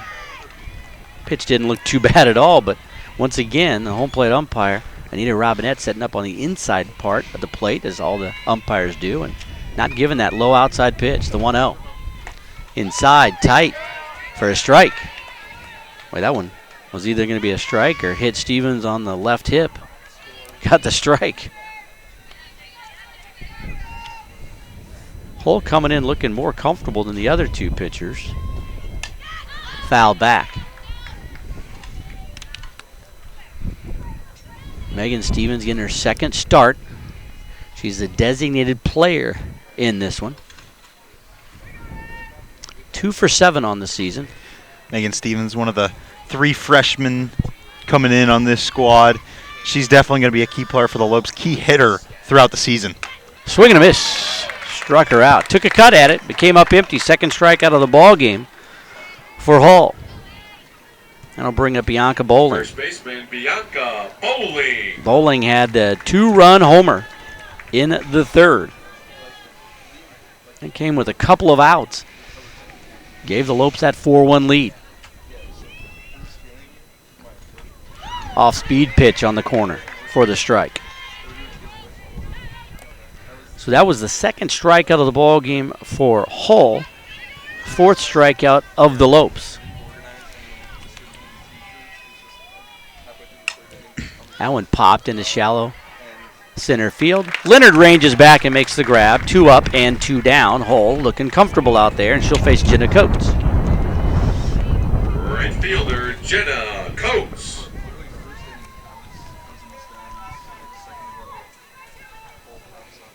Oh, we've seen Bradley hit some deep balls in this ball game, so the Lopes want to try to add some runs on here, not be content with just the 4 spot.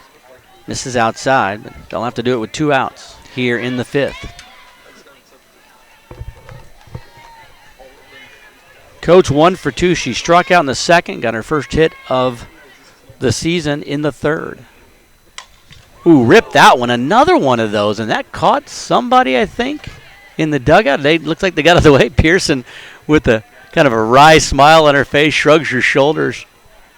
I think that got Nolan. Was that Nolan down there? It was close. It got somebody. Girls are having a good laugh about that one, though. Doesn't seem to cause too much might have harm. been Smith down there, up high. And they're all pointing to Coach, letting her know, no, get that between the lines, between the white lines. 2-1. We've seen a couple foul balls. That's a weird angle. Mm-hmm. Usually you're pretty safe if you're right behind that on-deck circle, especially from a right-handed batter. The 2-1. Bunting. Good bunt. Going to be a tough play. Campos will make the throw, but not nearly in time. Probably should have put that one in her pocket. Oh, perfect bunt there by Coach. She put that one perfectly in between the third baseman, the first baseman, the pitcher, and the catcher. It seemed to go right in between them, and Coach was easily there in time at first base. So Coach was 0 for 4 coming into her at-bat in the 3rd. Got a base hit single. Now she's got a couple of base hits in this ballgame. That'll bring up Lorianne Olson. Olson's been on base twice, up high and away. Nice play by Schroeder, the catcher, to corral that one. Olson reached on an air in the 2nd and scored, and then got a base hit single, just painted right down the left field line in the 3rd. Yeah, if she can do that same swing but to the right hand, maybe get a deep right-handed double, she may be able to score Coates here. Fouls it off. A 1-1. Lopes been feeding on this when they have 2 outs here. A couple innings, they've put a ton of runners in, scored a few runs with 2 outs on the board. Let's see if they can do it again. Yeah, 3 of their 4 runs have come with 2 outs. The only one that didn't was in that first inning when they scored with no outs and then couldn't score again. Up high and away, 2-1 the count.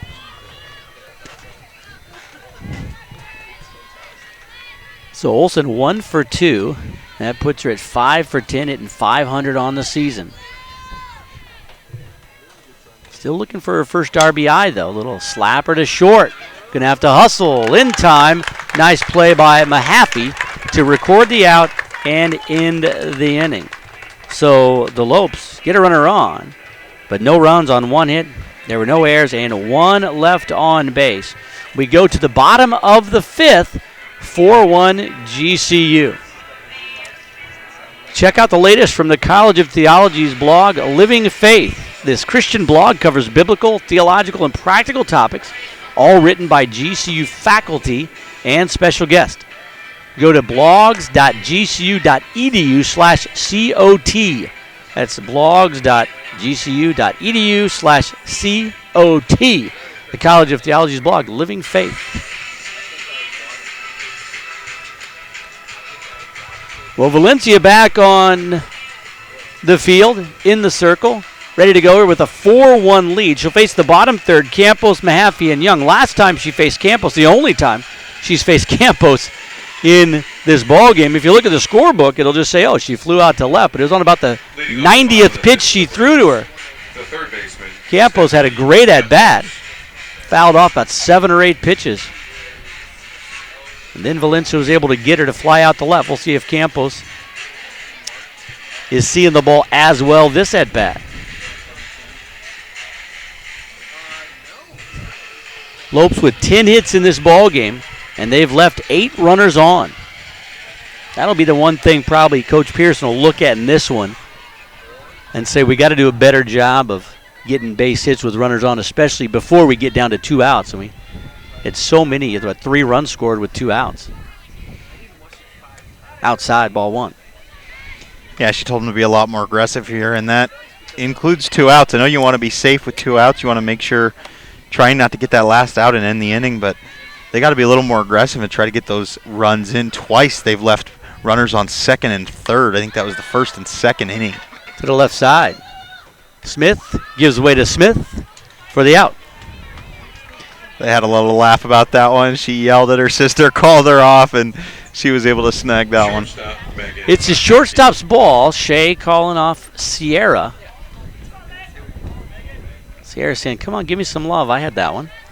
I'm sure they have done that hundreds of times in their softball careers throughout their childhood and club baseball in high school, or club softball in high school. Megan Mahaffey takes an inside strike. Mahaffey, the shortstop, doubled in the only run of the ball game for the Braves in the second. Mahaffey having a brilliant tournament so far. She's been an expert. 2 at-bats, a home run, and a double with 3 RBIs total. So let's see if she can keep that torrid pace going here. Yeah, she only gets extra base hits. Yep. Don't bother me with singles. Walks. No. Extra bases. 1-1 count to Mahaffey. Hitting in the number 8 hole here today.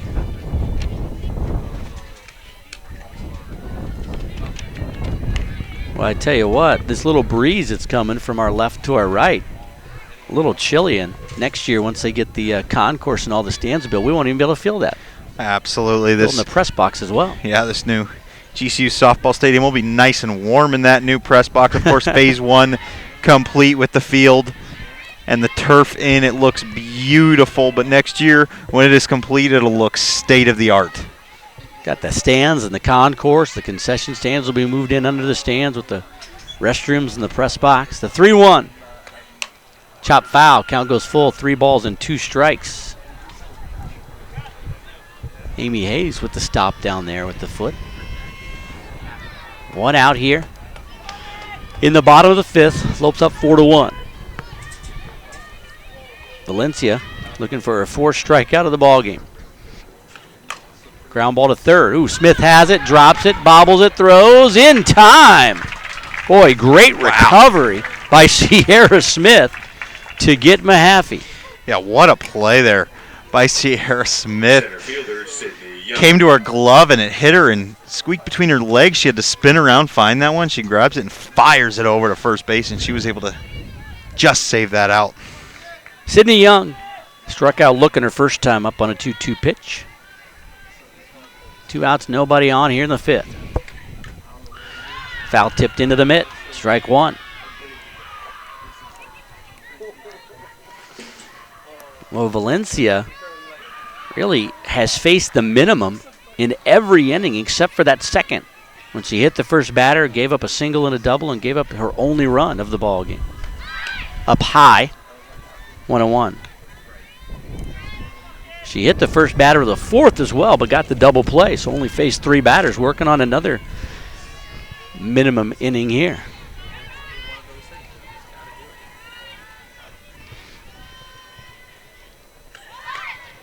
Missed outside, 2-1. See if Valencia comes in and challenges her here.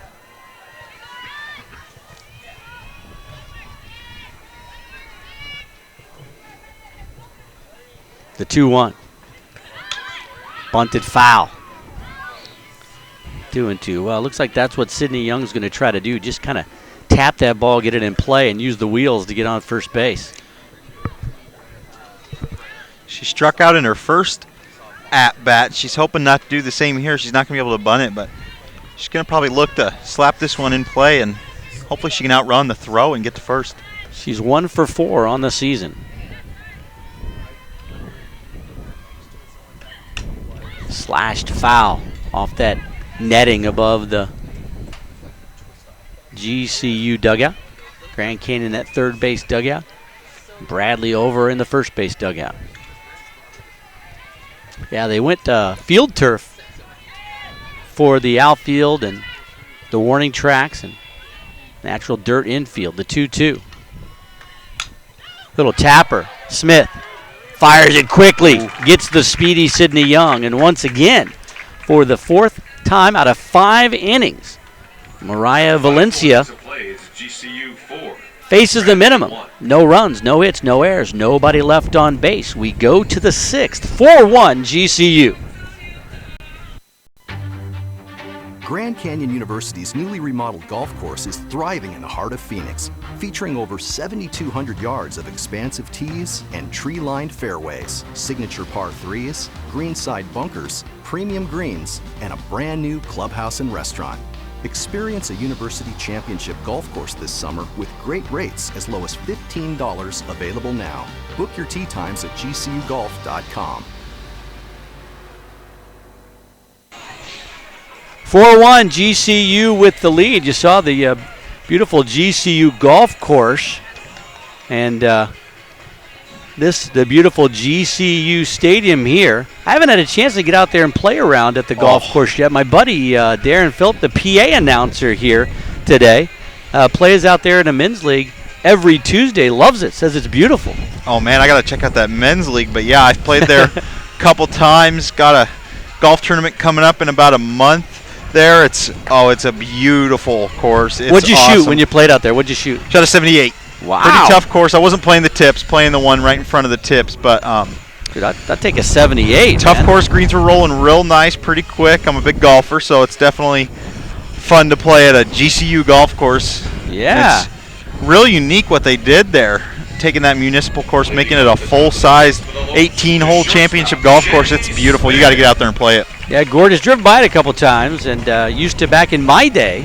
It was the Maryvale Golf Course when I was a student here, and we'd go out there and play every now and again. But looks totally different, much like the campus looks totally different from back in my day here at GCU. So we go to the 6th, 4-1 Lopes. It's top of the order. Smith, and Gonzalez due up for Grand Canyon. Looking to get their 5th win of the tournament.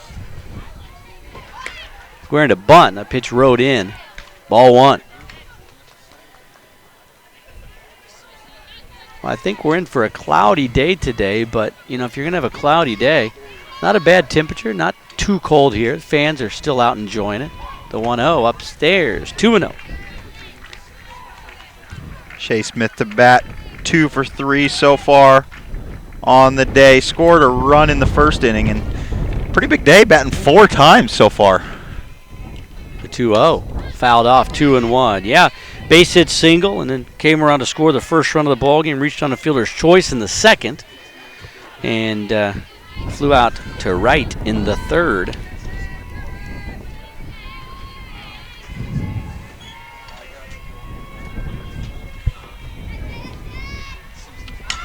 Bunting that one back to the pitcher. Hull's going to have to hurry in time. So Smith trying to drop one down, catch him by surprise, but Jalen Hull able to make the play for the first out. That'll bring up Sierra Smith.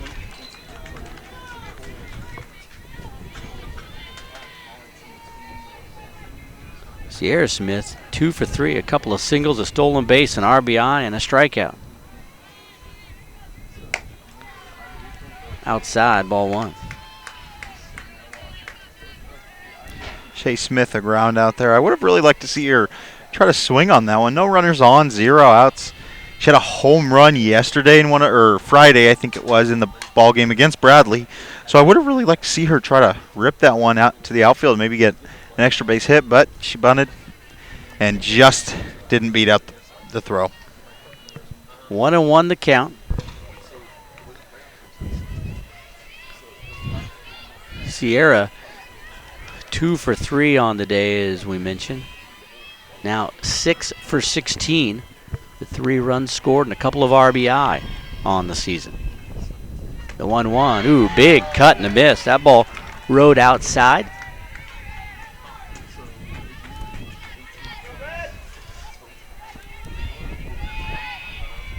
Lopes scored in the first 3 innings, didn't score in the 4th or the 5th. Just slapped right at Campos, who catches it just off the dirt. Slapped right into her glove there, and she was able to bring her other hand around and keep it in the glove because it almost bounced out there. She would have had to throw that one all the way to first, and it would have been a close throw because Sierra Smith's so quick. Good reaction down there by Campos at third base, and that'll bring up Nikki Gonzalez. Gonzalez had that double in the first inning to plate the first run of the ball game. A drive to center field, up high, ball 1.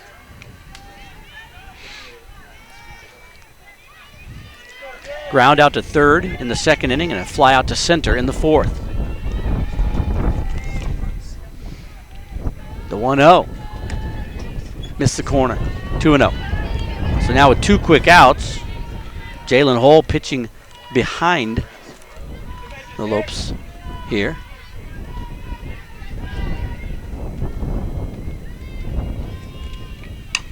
Ripped foul on an inside pitch. 2 balls and 1 strike.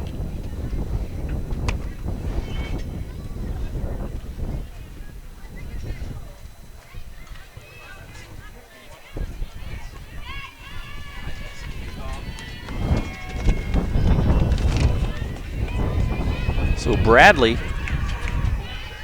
after this kickoff tournament, they head to Las Cruces in the air to right for another tournament. Baines got it. And a 1-2-3, pretty easy inning for Hull. She has come on and pitched very well for the Braves. 4-1, GCU still leads it as we go to the bottom of the 6th. Thank you to all our viewers for tuning in. Be sure to check out GCU TV. Subscribe to our YouTube page at youtube.com/GCU so you never have to miss the action. We'll be streaming all the softball home games for the rest of the season. Also, we'll be streaming the baseball home games as well as the volleyball home games. So you can catch all that home action here on GCU, and the Lopes leading 4-1 here in this one. Real good game we got here, Michael. Yeah, Valencia pitching very well. She's faced the minimum of 3 batters in every inning except the second inning when she faced 6 batters and gave up just the 1 run. Really pitched out of some jams in that one. You know, every pitcher for the Lopes so far has gone a complete game in their outing. Valencia working on her second complete game to try to match the senior Taylor Nolan, the WAC preseason pitcher of the year. Taylor went complete games in her first 2 outings to go 2-0 on the season. Mariah Valencia trying to match that. Valencia, we mentioned it early on, if you follow the program, she was going to be one of their big arms last year, but suffered some back problems, and they were able to rest her because they had 3 good pitchers going. She was able to use that whole year to recover, but boy, so far in her first 2 outings, she looks rested, recovered, and ready to go this season. She's looking real good, hitting her spots, working together with the catcher very well. It's been a nice couple games for her so far, and 2 more great innings can cap off this tournament for her at 2-0 and give the Lopes another victory here. That first pitch misses outside to the leadoff batter, Kelly Cap. It'll be 1, 2, and 3 for the Braves, Cap, Bain, and Leonard.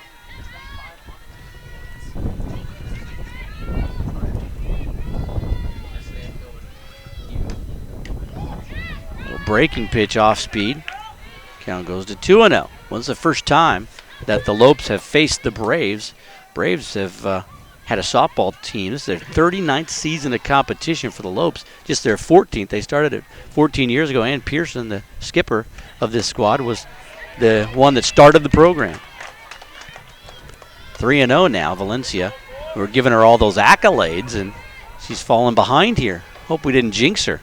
Yeah, she's done a great job building this softball program up, getting them during that D1 transition period, winning the WAC in their first year of being in that conference and being in the D1. So she has been an awesome coach these last 14 years here. Of course, she's a local gal, graduate of Arizona State. She was a player, that's for sure, for ASU, and bringing that same athleticism and competition to this squad. Well, a walk to Cap. Brooklyn Bain, a couple of strikeouts, 0 for 2, going to bunt, fouls it off. So Cap on base for the second time, just the first walk of the ball game for Valencia. She had put Schroeder on twice, hitting her with pitches. First time a straight walk. 4-1 ball game. Braves thinking they need to get some runs here in the 6th. They'll get last crack at it in the 7th. There goes the runner. Throw from the knees, doesn't get the runner. Popped out of the glove of Wortman. Think it would have been a little late anyway. So second stolen base of the ball game for Cap. Now they got a runner in scoring position. Take that double play out. 1 ball, 1 strike, the count. Cap's gotten on twice, but unfortunately, Bain, who bats right behind her, has struck out twice, leaving her stranded one of those times. It's been a real tough go for Bain today here against Valencia.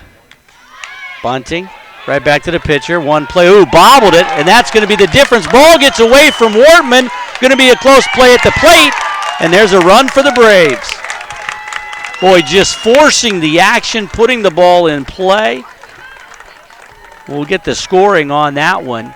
Looked like there was a play at first, and Valencia just dropped the ball, came out of her glove, and Cap, aggressive base running, able to round third, and when she saw the ball get away from Wortman, screams home for the second run of the ball game, and now it's a 4-2 lead for GCU. And we're going to have a little visit to the mound from Kelsey Rodriguez, the pitching coach, and Braves head coach Amy Hayes is going to come down and have a chat with her base runner.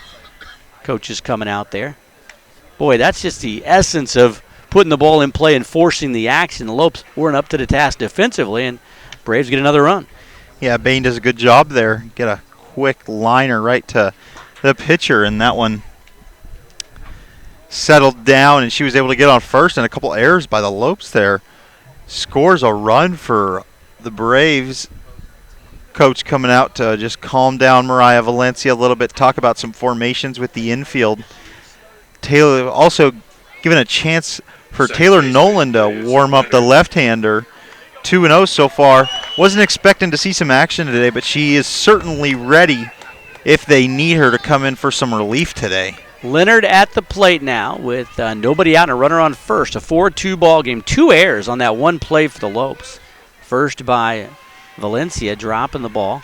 Second by Wortman. Try to bunt it again. Leonard does, and it's foul. Wortman now her second error on the season. Lopes came into this one with just 1 error in their first 4 games. They got 2 in the 1 inning on the 1 play. Well, Valencia definitely had the play at first, and it should be. Runner on third, no run across, and 1 out. But the Braves able to take advantage of some GCU miscues. The 0-1 up high. Nikki Gonzalez keeping an eye on that first base runner, Bain, making sure she doesn't get too much of a lead there as a big gust of wind comes in. The 1-1. Slapped foul. 1 ball, 2 strikes. Leonard unhappy with herself, kind of hopping halfway down to first base. She didn't get that one fair. 1-2 the count. We are in the 6th. 4-2. GCU leads the Bradley Braves.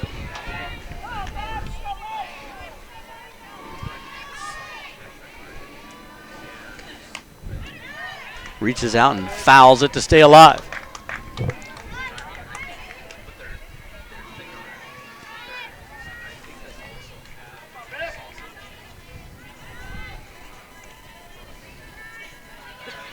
Brianna Aguilar-Bosage is warming down there. She's scheduled to be the starter in game 2. Might just be loosening up for that. Fouled off. That one's going to get out of play as well off the screen.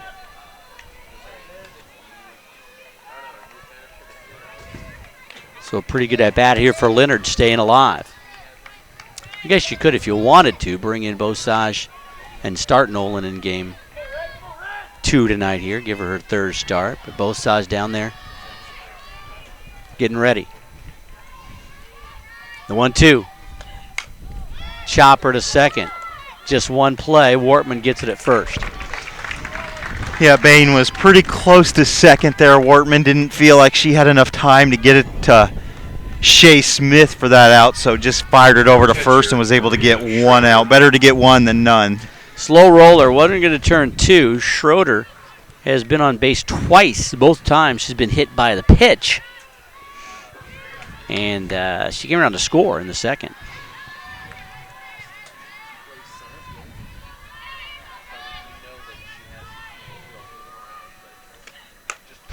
Inside him. Hit her again. Well, the book is obviously to pitch inside against Schroeder. Valencia has been well inside. Schroeder having a pretty good tournament here so far. Nice pitch on the inside corner there, She was 1-1.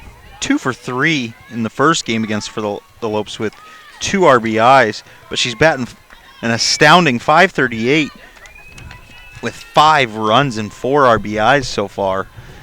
Hit by pitch twice here in this game. So Lopes just trying to keep her at bay, not letting her get too crazy, any big hits there. Being real careful with her, and Mariah Valencia been almost too careful, hitting her twice.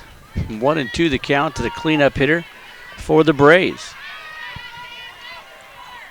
Tying run at the plate. We're in the bottom of the 6th. Well outside. Now goes to 2-2. Katie Habrel on deck, and Habrel just missed a home run back in the 2nd inning. Lifted it a bit too much and was caught at the start of the warning track by Lorianne Olson. The 2-2. Swing and a miss. She got her. Nice pitch there by Mariah Valencia. Good fastball, and Schroeder tried to get under that one, but got a little too under and scooped and missed and swing there. That'll be a strikeout. 4th strikeout of the ball game for Valencia. That'll bring up Habrel. Habrel 0 for 2. She had that long fly out to left, and they're all pointing at Lorianne Olson saying, you remember her from back in the 2nd inning? And then had the ground ball double play, the 1-6-3 double play in the 4th. Outside ball 1. So Valencia trying to work herself out of a bit of a jam here. It's only the 2nd inning out of 6. She hasn't retired the sides, facing the minimum of 3 batters. Both times she hasn't faced the minimum, the Braves have scored a run. Up high. 2-0. McCarron on deck.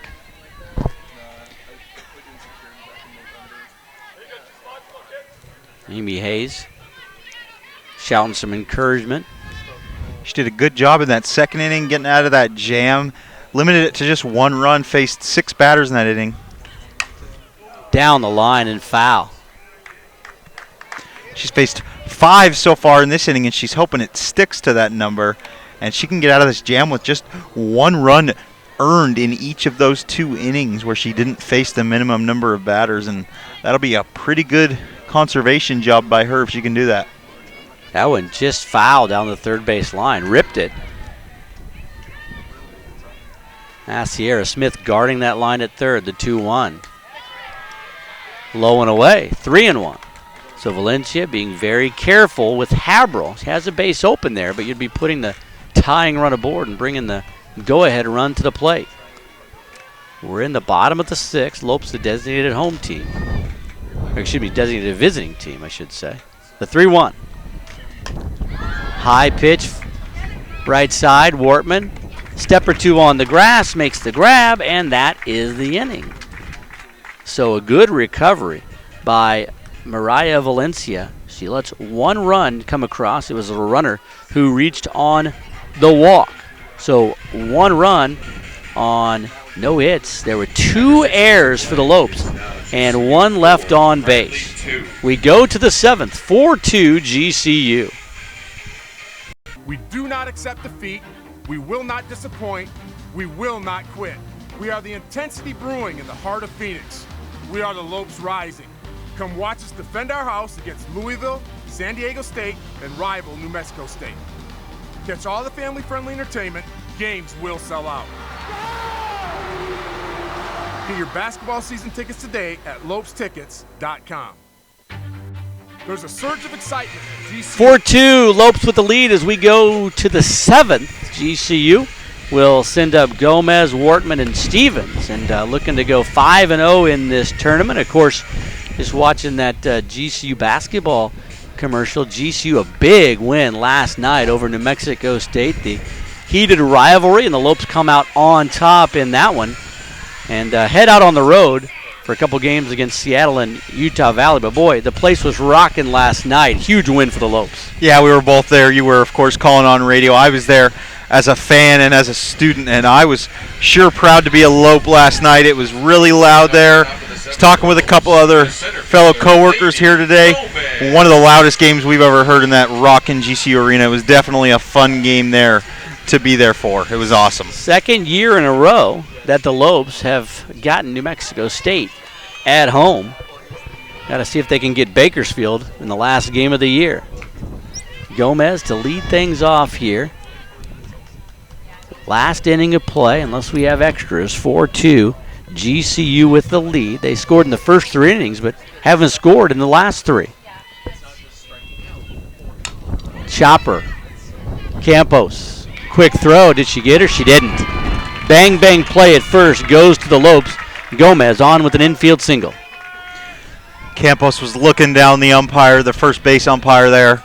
Did not agree with that call. She thought she got her, but she did not. That was a tough one. She scooped it out of the ground and had to fire it over, but was still late as Gomez is a speedy little runner there. You get a pinch hitter here, it looks like. Wortman was due up. An interesting for Ann Pearson here, as she's going to put in a pinch hitter, number 9, Haley Freeman. And Freeman was the player we talked about. Her only at-bat this season, she struck out, but Ann was very impressed with the at-bat. And so Camry Wortman, 3 weak pop-ups to the left side, and she's going to take a seat, and Haley's going to come in. First pitch in there for strike 1 to Freeman. Might be a little ever so slight message from the head coach to her senior second baseman about the quality of those at-bats. Outside, throw back behind, and Gomez dives back safely. She's given Freeman another try here. She loved the at-bat. Freeman, of course, teammate of Megan Stevens, who will be following her right after this at-bat. Very successful team out in Rancho Cucamonga in California. Little squib shot, going to go foul. Boy, that one was riding up and in on her. Almost a defensive swing to stay alive. 1-2 the count to Haley Freeman. Lopes trying to tack on a few insurance runs. It'll be 6, 7, and 8 due up for the Braves in the bottom of the 7th. GCU perfect in this tournament so far, trying to stay that way. The 1-2. Off-speed pitch lifted into right. Bain coming over to make the grab. 1 down. Gomez retreats to first base. Looked like she got a good piece of that, but the wind kind of pushed it to the right. The spin kept that one down and was unable to touch down in front of the right fielder. Gomez down there at first, on base for the 3rd time after the strikeout her first time up, a couple of singles and a walk. So with 1 out, that'll bring up Megan Stevens, the designated player. In the air, got under it, giving it a drive. Young in center field, dealing with that wind, makes the grab and fires the ball back in. Well, that's another one right there that Stevens just got under to touch. Shows the power that she's got. Yeah, Stevens got quite a bit of power. Definitely going to be a big freshman for the Lopes. Hopefully she can have a strong 4 years and maybe bat in a lot of runs throughout her 4-year career.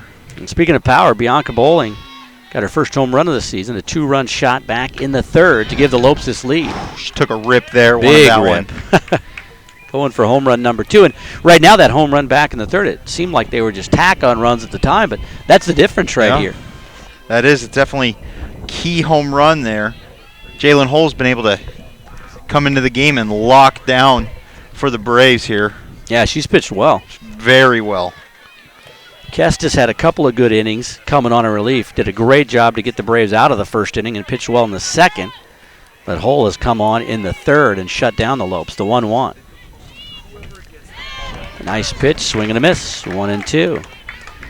Well, Coach won't be real happy when she looks out and sees 1 in the 1st, 1 in the 2nd, 2 in the 3rd, and then goose eggs the rest of the way, and 8 left on base if the Lopes can't get some runs here. The 1-2. Swing and a miss on a high fastball out of the strike zone. And Jalen Hull has done everything she can do to keep the Braves in this one. Her 3rd strikeout. The Lopes, no runs on 1 hit. There were no errors and 1 left on base. We go to the Bottom of the 7th, last chance for the Braves. Lopes lead it 4-2, and I think we're going to get a pitching change. Yeah, we are. Looks like Nolan's going to come into the ball game to try to close this one out for Mariah Valencia. Well, folks, Mental Health Week is February 13th through 16th. It's a week full of workshops and activities for you to enjoy with your friends and to make new ones. Come celebrate Valentine's Day all week by loving your fellow Lopes and loving yourself. For more information, visit gcu.edu/changing perspectives. Mental Health Week, February 13th through 16th. So first pitching change for the Lopes. Taylor Nolan coming into the ball game. First pitching change all season. Taylor That's right. Nolan will check in, hoping to save this game for the Lopes. She pitched yesterday against Bradley in the second game against GCU. She went the distance with 5 innings pitched. Of course, it was a shortened game because of the mercy run rule.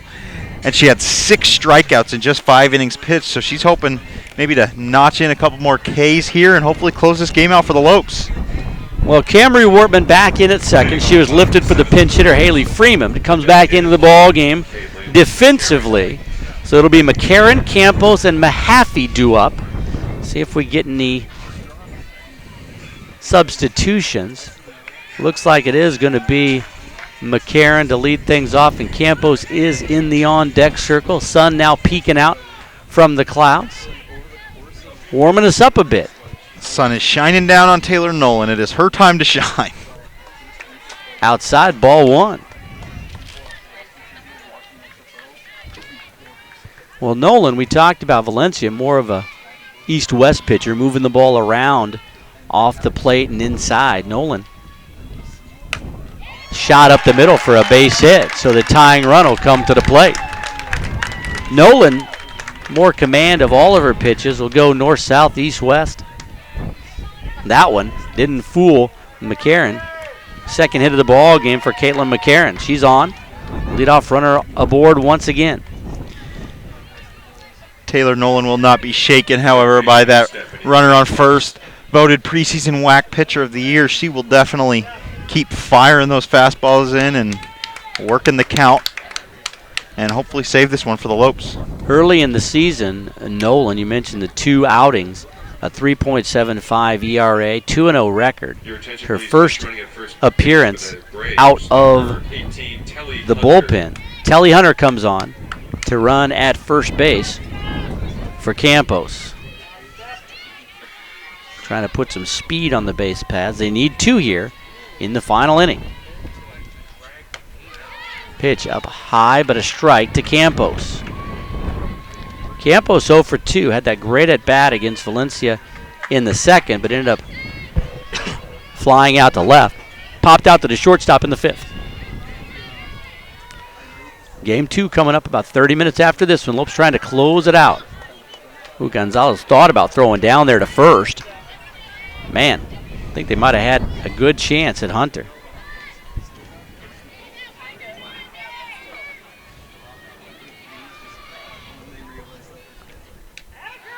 Outside, 2-1. So now the Braves trying to be a little patient here, trying to get that tying run aboard. Nolan goes to work in the air, left side. Smith coming over, ranges onto the grass, makes the grab, 1 down, and now a double play would end the ball game. Shortstop, Megan Mahaffey. That'll bring up Mahaffey, the shortstop. Megan Mahaffey had the double to drive in a run in the second. Ground out to third in the 5th.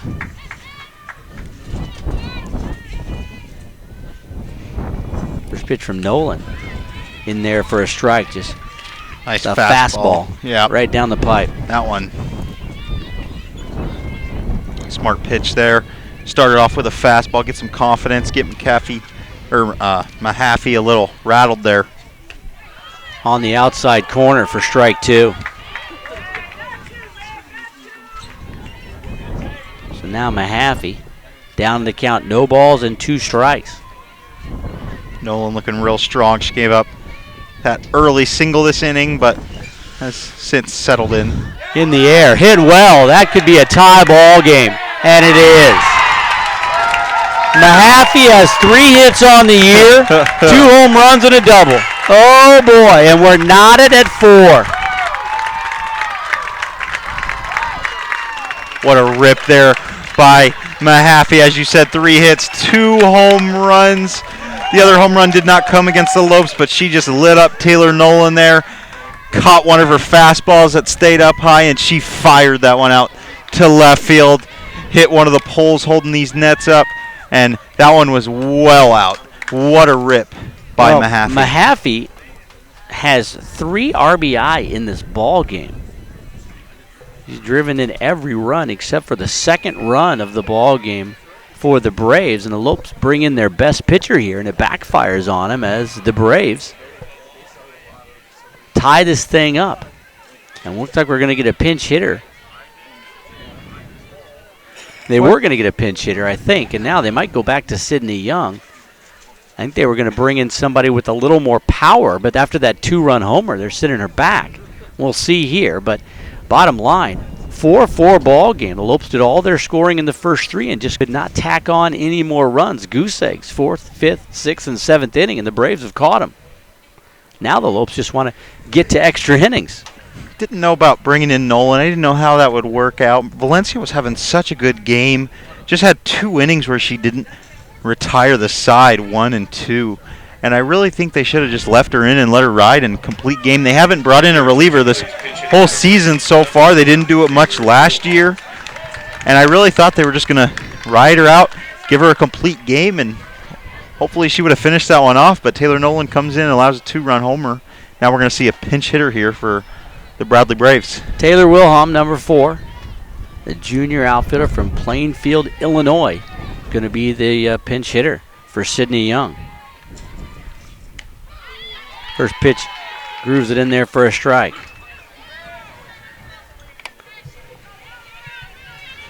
Wilhelm, 2 for 7 on the season, a couple of runs scored, a couple of RBI.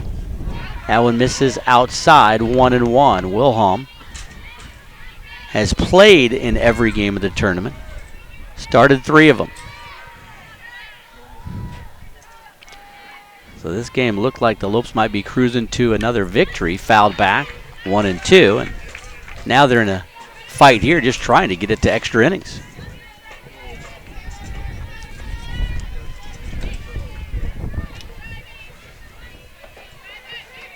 Well, I know that drives the coaches crazy with the all those goose eggs on the board, not padding that lead and adding on. And that one outside, the Lopes have left 9 runners on base. How many innings did we see with that? Those runners were in scoring position, too. Runners at second and third, they left them on in the first inning. Runners at second and third, they left them on in the second inning as well. Yeah, a couple of those innings they had 2 outs, but you got to look back to that first inning.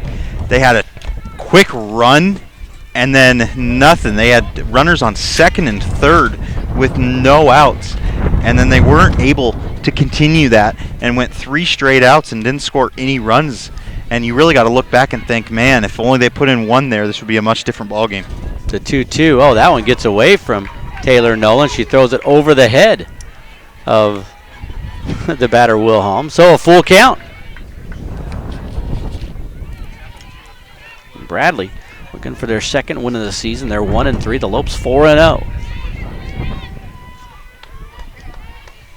The 3-2 from Nolan. Hook and foul. It's going to fall foul in front of the left fielder, Olson. So we'll do it again.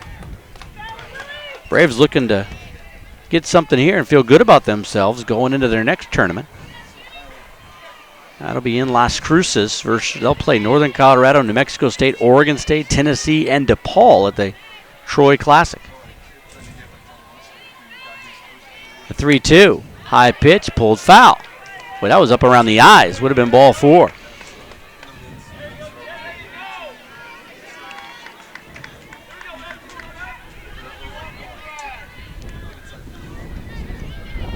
Boy, this Bradley squad has a ton of tournaments to get things going here.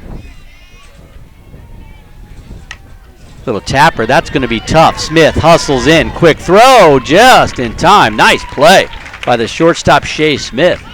Boy, she was playing pretty deep out there, but able to hustle in and make the play for the second out of the inning. Left fielder. Yeah, the first base umpire took a couple seconds to think about that one and then called it out. Definitely a close play at the plate there. The Lopes now with 2 outs, just hoping to get to the 8th inning. Well, Cap has been a thorn in the side of the Lopes on a couple of times.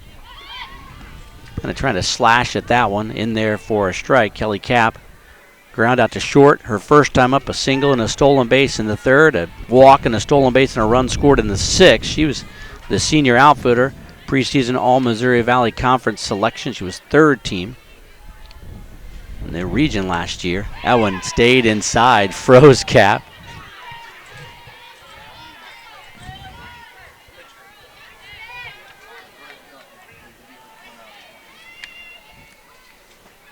One ball, one strike to count. In there for a strike, 1-2. Cap hit .405 last year for Bradley. Was their top hitter, only hitter to go over 400. Nolan trying to finish it here. Get back to the dugout. Outside, 2-2. So 2 balls, 2 strikes, 2 outs. Nobody on, but 2 runs already across on the 2-run homer by Megan Mahaffey to tie the ball game at 4.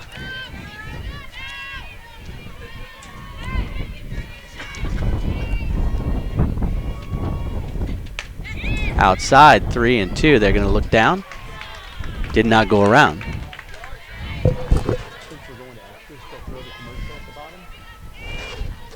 That one was definitely close to crossing the plate, but they checked with the third base umpire, and they did not go.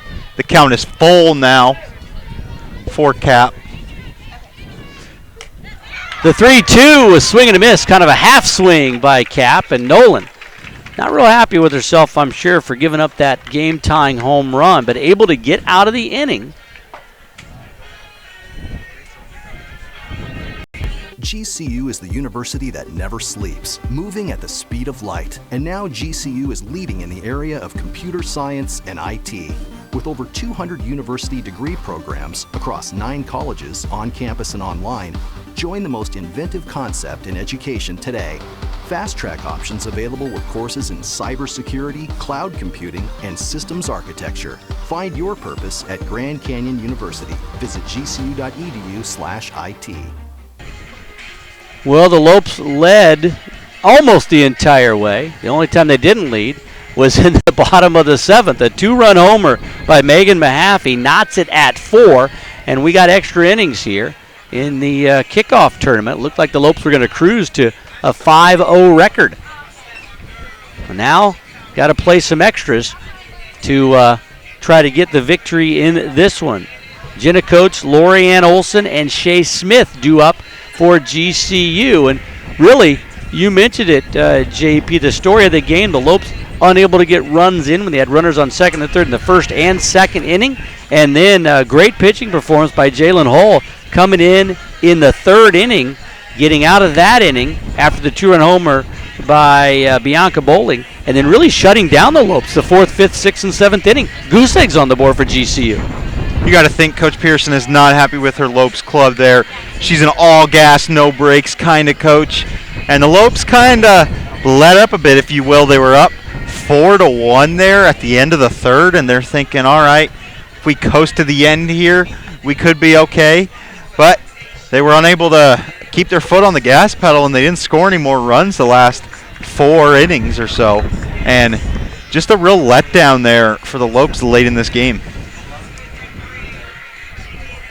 Well, with the scoring rules here, the international play, they'll start with the runner at 2nd base. Let's see, is it number 8 out there? Should be Bianca Bowling, the player that made the last out. Softball rules, the extra innings will start with a runner at 2nd base. So running at 2nd for the Lopes, number 20, Taylor Kay. So Taylor Kay is going to go in and run at 2nd base. Top of the 8th for the Lopes, the right fielder, And Jenna Coates will lead things off. So Kay out at 2nd base. Going to bunt her over. Campos plays it first. Now the go-ahead run is down at third on the sack bunt by Jenna Coates. Yeah, with these extra inning rules there, runner starts at second, so you're going to see some real small ball play from teams here as they just try to get the runner to third, and then Lorianne Olson's going to try to either bunt or get a sacrifice fly and bring that runner in. You just see real strategic softball being played here in extra innings. Lorianne Olson at the plate. Swing and a miss on an outside pitch. Olson reached on the air in the second. Came around to score the second run of the ball game. Singled down the line in the third. Ground out to the shortstop in the fifth. 1 for 3.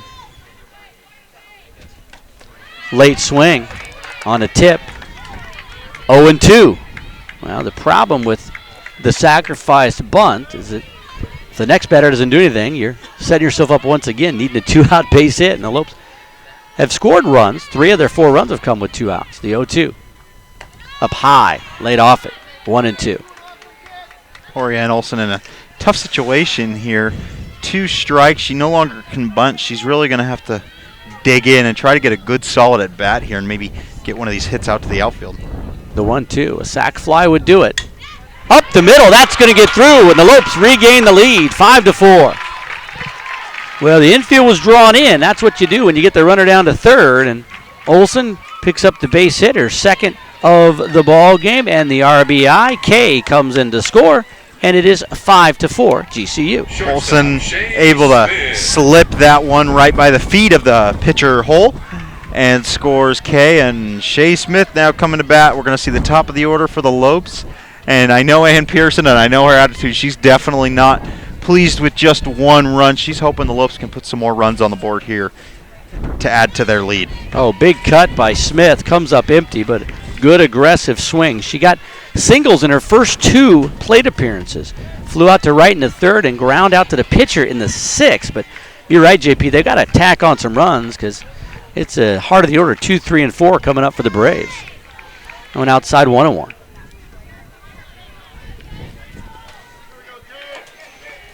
It'll be Bain, Leonard, and Schroeder due up in the bottom of the 8th. Ooh, nice breaking pitch in there for a strike. One thing I know about this Lopes squad, though, is Taylor Nolan is not happy about that last inning where she gave up that 2-run home run, blew that save. So she's definitely going to want to come in, and she could even pick herself up a win here if she's able to pitch a good bottom of the inning. To short, could be 2, second for 1, not nearly in time to get Smith. So the lead runner is retired, and the Lopes will bring up Sierra Smith. And now the pitcher, Hull, says she's in the circle, but she didn't pay attention, and Smith went down to second. Boy, Smith, a heads-up play, and I think they're going to ask and say Hull thought she was in the circle so that the runners couldn't go, but she was standing well behind the rubber there, and boy, Shea just took everybody by surprise and hustled down to second. Events, man, that's just some serious knowledge of the game of softball. Some real trickeration there, showing the pitcher that she's always got to be ready for anything. She's laughing that one off, looking at her sister, telling her, come on, drive me in. Let's build this lead to 2. And that would be a steep mountain to climb for the Bradley Braves, but of course they did it back then in the bottom of the 7th. They can do it again. Well, Sierra, a couple of singles in the first and second, drove in a run. And then a strikeout in the 4th and a line out in the 6th. Popped it up. Campos coming over. Dealing with the wind and makes the catch. Ooh. Well, one's going to have to do it. GCU gets a run in the 8th to lead it 5-4. Nolan's coming back to the circle. She'll face 2, 3, and 4 for the Braves, trying to get their 5th win of this tournament. 5-4 GCU as we go to the bottom of the 8th. GCU now offers a unique opportunity to earn your doctorate through an on-campus evening cohort. Doctorate programs in education and in philosophy are enrolling now. Scholarships are available. The next evening cohort begins in March. For more information, visit gcu.edu/doctoral 2017. That is gcu.edu/doctoral 2017. Nolan back on the hill, and you made a good point, JP. I think she didn't want to close the game out. She wants to get her third win of the season, so has a chance here with the Lopes leading 5-4 in the bottom of the 8th. Don't forget, we'll have game 2 of this doubleheader about 30-35 minutes after this game concludes. So we'll be back on the airwaves. I will not be here for that one, but you will be calling that one, doing play-by-play once again. They're working you this weekend.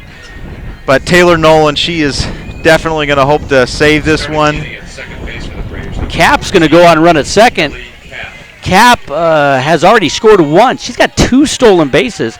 You know, we saw the Lopes with the small ball bunting the runner over right away. We'll see if they try to bunt here. I know Ann Pearson's real aggressive here, and I'm thinking one thing she probably told them in the dugout right before they came out here was, hey, guys, if they lay down a bunt, let's see if we can get that runner out at third. Man, wouldn't that help them out in the long run there if they could get that runner out at third? Kailia Wasaki, the pinch hitter here, takes a strike. The freshman out of Thousand Oaks, California. So they pinch hit for Brooklyn Bain, who had struck out a couple times and then reached on an air. Up high, ground ball. Oh, off of Smith, and off of Smith again. Everybody going to be safe on that one. So now runners at first and second base. E5, that is the third error of the ball game for GCU. And Pearson out having a chat, see if she's going to make a change here, talking to the home plate umpire. But Kailia Waisaki on at first. Wasaki having a Cap at second. Wasaki having a real good tournament so far. She is 2 for 3 now. She has 1 run and 2 RBIs. So really making good use of the at-bat she's getting from her coach, and she does it again, getting on base there. So Taylor Nolan in trouble once again. I think they're going to make a change here. Ann Pearson was talking to the home plate umpire, and now all of the umpires are getting together to have a conference, and we'll see what they're going to talk about. Not sure. I think Ann's questioning something on the scorecard here. Making sure, I mean, Cap started out there at second.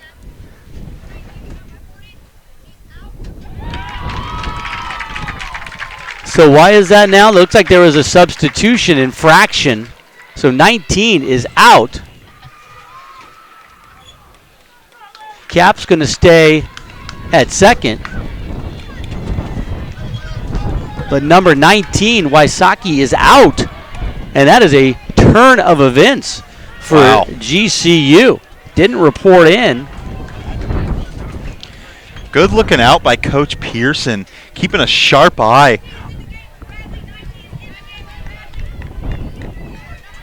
Good keep an eye out, making sure they substitute correctly. And man, that is really a killer blow to Bradley. 1 out already. Runner still on second, but 1 out. They are unable to play the small ball game anymore. But man, Foul what a back. play there. Oh yeah, that's a huge turn. And the catch made, but they're going to say, what are they going to say? Catch is made. Wow. Oh, left early at second again. What a play there. So the foul ball not a catch, but the runner left early and 2 outs. Oh my. Well, mistake after mistake for Bradley. Major running mistakes for Bradley has given GCU a golden opportunity to finish this game out. I thought maybe they called it a foul out. Yeah, I thought she might have but said I guess they called the runner left a little early in the might have said they caught it, but it looked like it was off of the screen over there, so the runner left early. Oh, boy, all kind of crazy plays here. Bradley, their own worst enemy in this inning. Our whole dugout, though, caught that. You heard the ladies cheering down there. They were real excited about that one. They knew something great happened for them, and a huge mistake for Bradley could have just cost them the game here. So it comes down to Liz Leonard. Down the left side, that's going to be trouble. That could have been the game-tying hit. Leonard's going to go to second to throw, not in time. So Bradley still with some life. And I tell you what, if Cap had not left early, that would have been the tying run on that little bleeder down the left field line. So Leonard on with a 2-out double. Bradley still with life, but you're so right that it could be tied up here.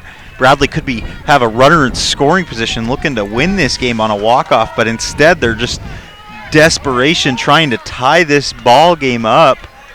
Well, Schroeder at the plate was hit by a pitcher first 2 times up, scored a run, struck out her last time up in the dirt. Schroeder 0 for 1 in this ball game. But she is 7 for 14 with 4 RBI on the season. Boy, would she love to get another RBI here. Outside. 2-0. With 2 outs, she'll need a base knock. A long ball would end it and give Bradley the victory. Nolan already gave up a 2-run home run to Mahaffey an inning ago. That tied the ball game. To right field, this could tie it up. Going to take a strong throw. They're going to hold the runner and not challenge the arm. Ooh, gutsy play. I mean, it would have been a bang-bang play at the plate. A great throw by Coates in right field. But Bradley, boy, playing very safe there. Leonard not wanting to test the arm in right field. And that'll bring up Katie Habrel. And now Ann Pearson's going to walk out and have a word with her squad. Man, this shows some serious poise from the Bradley dugout and the coaching staff. 2 critical errors they made there, but they stuck to the plan and they were able to get 2 runners on, and now they got runners on the corners, 2 outs, and they got a good chance to tie this game and maybe even take the lead and win it. Well, Habrel is at the plate, but 0 for 3 in this one. A fly out to left, but she just missed a home run on that deep fly out to left in the second, ground into a 1-6-3 double play in the fourth, and then ground out, or it's a pop out to second base in the sixth. So Ann Pearson having a long conference on the mound there. And they're giving her plenty of time. Anita Robinette's going to make her way out there now. So Haverhill at the plate, looking for her first base hit of the day. I'm not sure exactly what Ann was saying other than, come on, guys, you got to suck it up and get the win here. It's right there for you. But Nolan has not had it. She's been leaving pitches up, and Bradley's been taking advantage. Yeah, she had 2 outs, no one on, and she allowed Bradley to get a couple hits here and put runners on the corners. First pitch to Habrel. Off-speed pitch in there for a strike. Boy, that's a gutsy pitch to groove an off-speed pitch right down the zone. That one was hanging there. Habrel fooled on that one. Jumped on that one, but she did not, and that is going to be a missed opportunity. She might look back on that one and want that back. 5-4 Lopes. We're in the 8th. Checked her swing, but went around. 1 strike away. Nolan is pitching some great pitches right now. These are nasty. She is pitching it right into the eye of the beast against Habrel. This is real gutsy pitch in here. Runners at the corners. The tying run, Leonard, down at third. Love to see her throw a fastball here. Schroeder at first, up high, and Habrel wouldn't chase it. That's a great pitch there. You throw a little bit of a heater and put it out of the zone. Nothing you can do with it but either swing and miss or maybe foul it off if you're lucky. So now a 1-2 count. Does she waste another one here and go 2-2? I think she will. I think she's not waste it, but I think she's going to try to throw another heater in there, maybe inside corner, and try to fool Habrel. The 1-2. Checked her swing, went around, strike 3 called. That's the ball game. Well, the Braves are going to look back and really shot themselves in the foot in this 8th inning, an illegal substitution, and then leaving the bag early for 2 of the outs. And Nolan did not have it today, but gutted it out to get the victory. Lopes go to 5-0 on this kickoff tournament. And JP, a great way to start this one, a bit closer than they'd anticipated. Yeah, the Lopes, they started out and they had a lot of base runners and they just couldn't pound them in. But at the end, they had a tough opportunity there. Nolan came in and was unable to finish that one off as smoothly as she would have liked. But in the end, Ann Pearson came out, calmed her down, and we saw her true colors there. And she put together 4 great pitches right there in that last at-bat to Haberl. 2 off-speed ones and 2 fastballs, and she nailed them right there, finishing off this game for the Lopes. Well, the Lopes get the victory, go to 5-0 on the tournament. Bradley Braves, their final game of the tournament, go to 1-4. Thank you for tuning in. We got more GCU softball today in 30 minutes as the GCU kickoff tournament continues. The Lopes and the Bears of Northern Colorado. Follow Grand Canyon University on Twitter, Facebook, and Instagram. Don't forget to subscribe to our YouTube channel at youtube.com/GCU. Have a great day, and we will see you back here in 30 minutes. Go Lopes!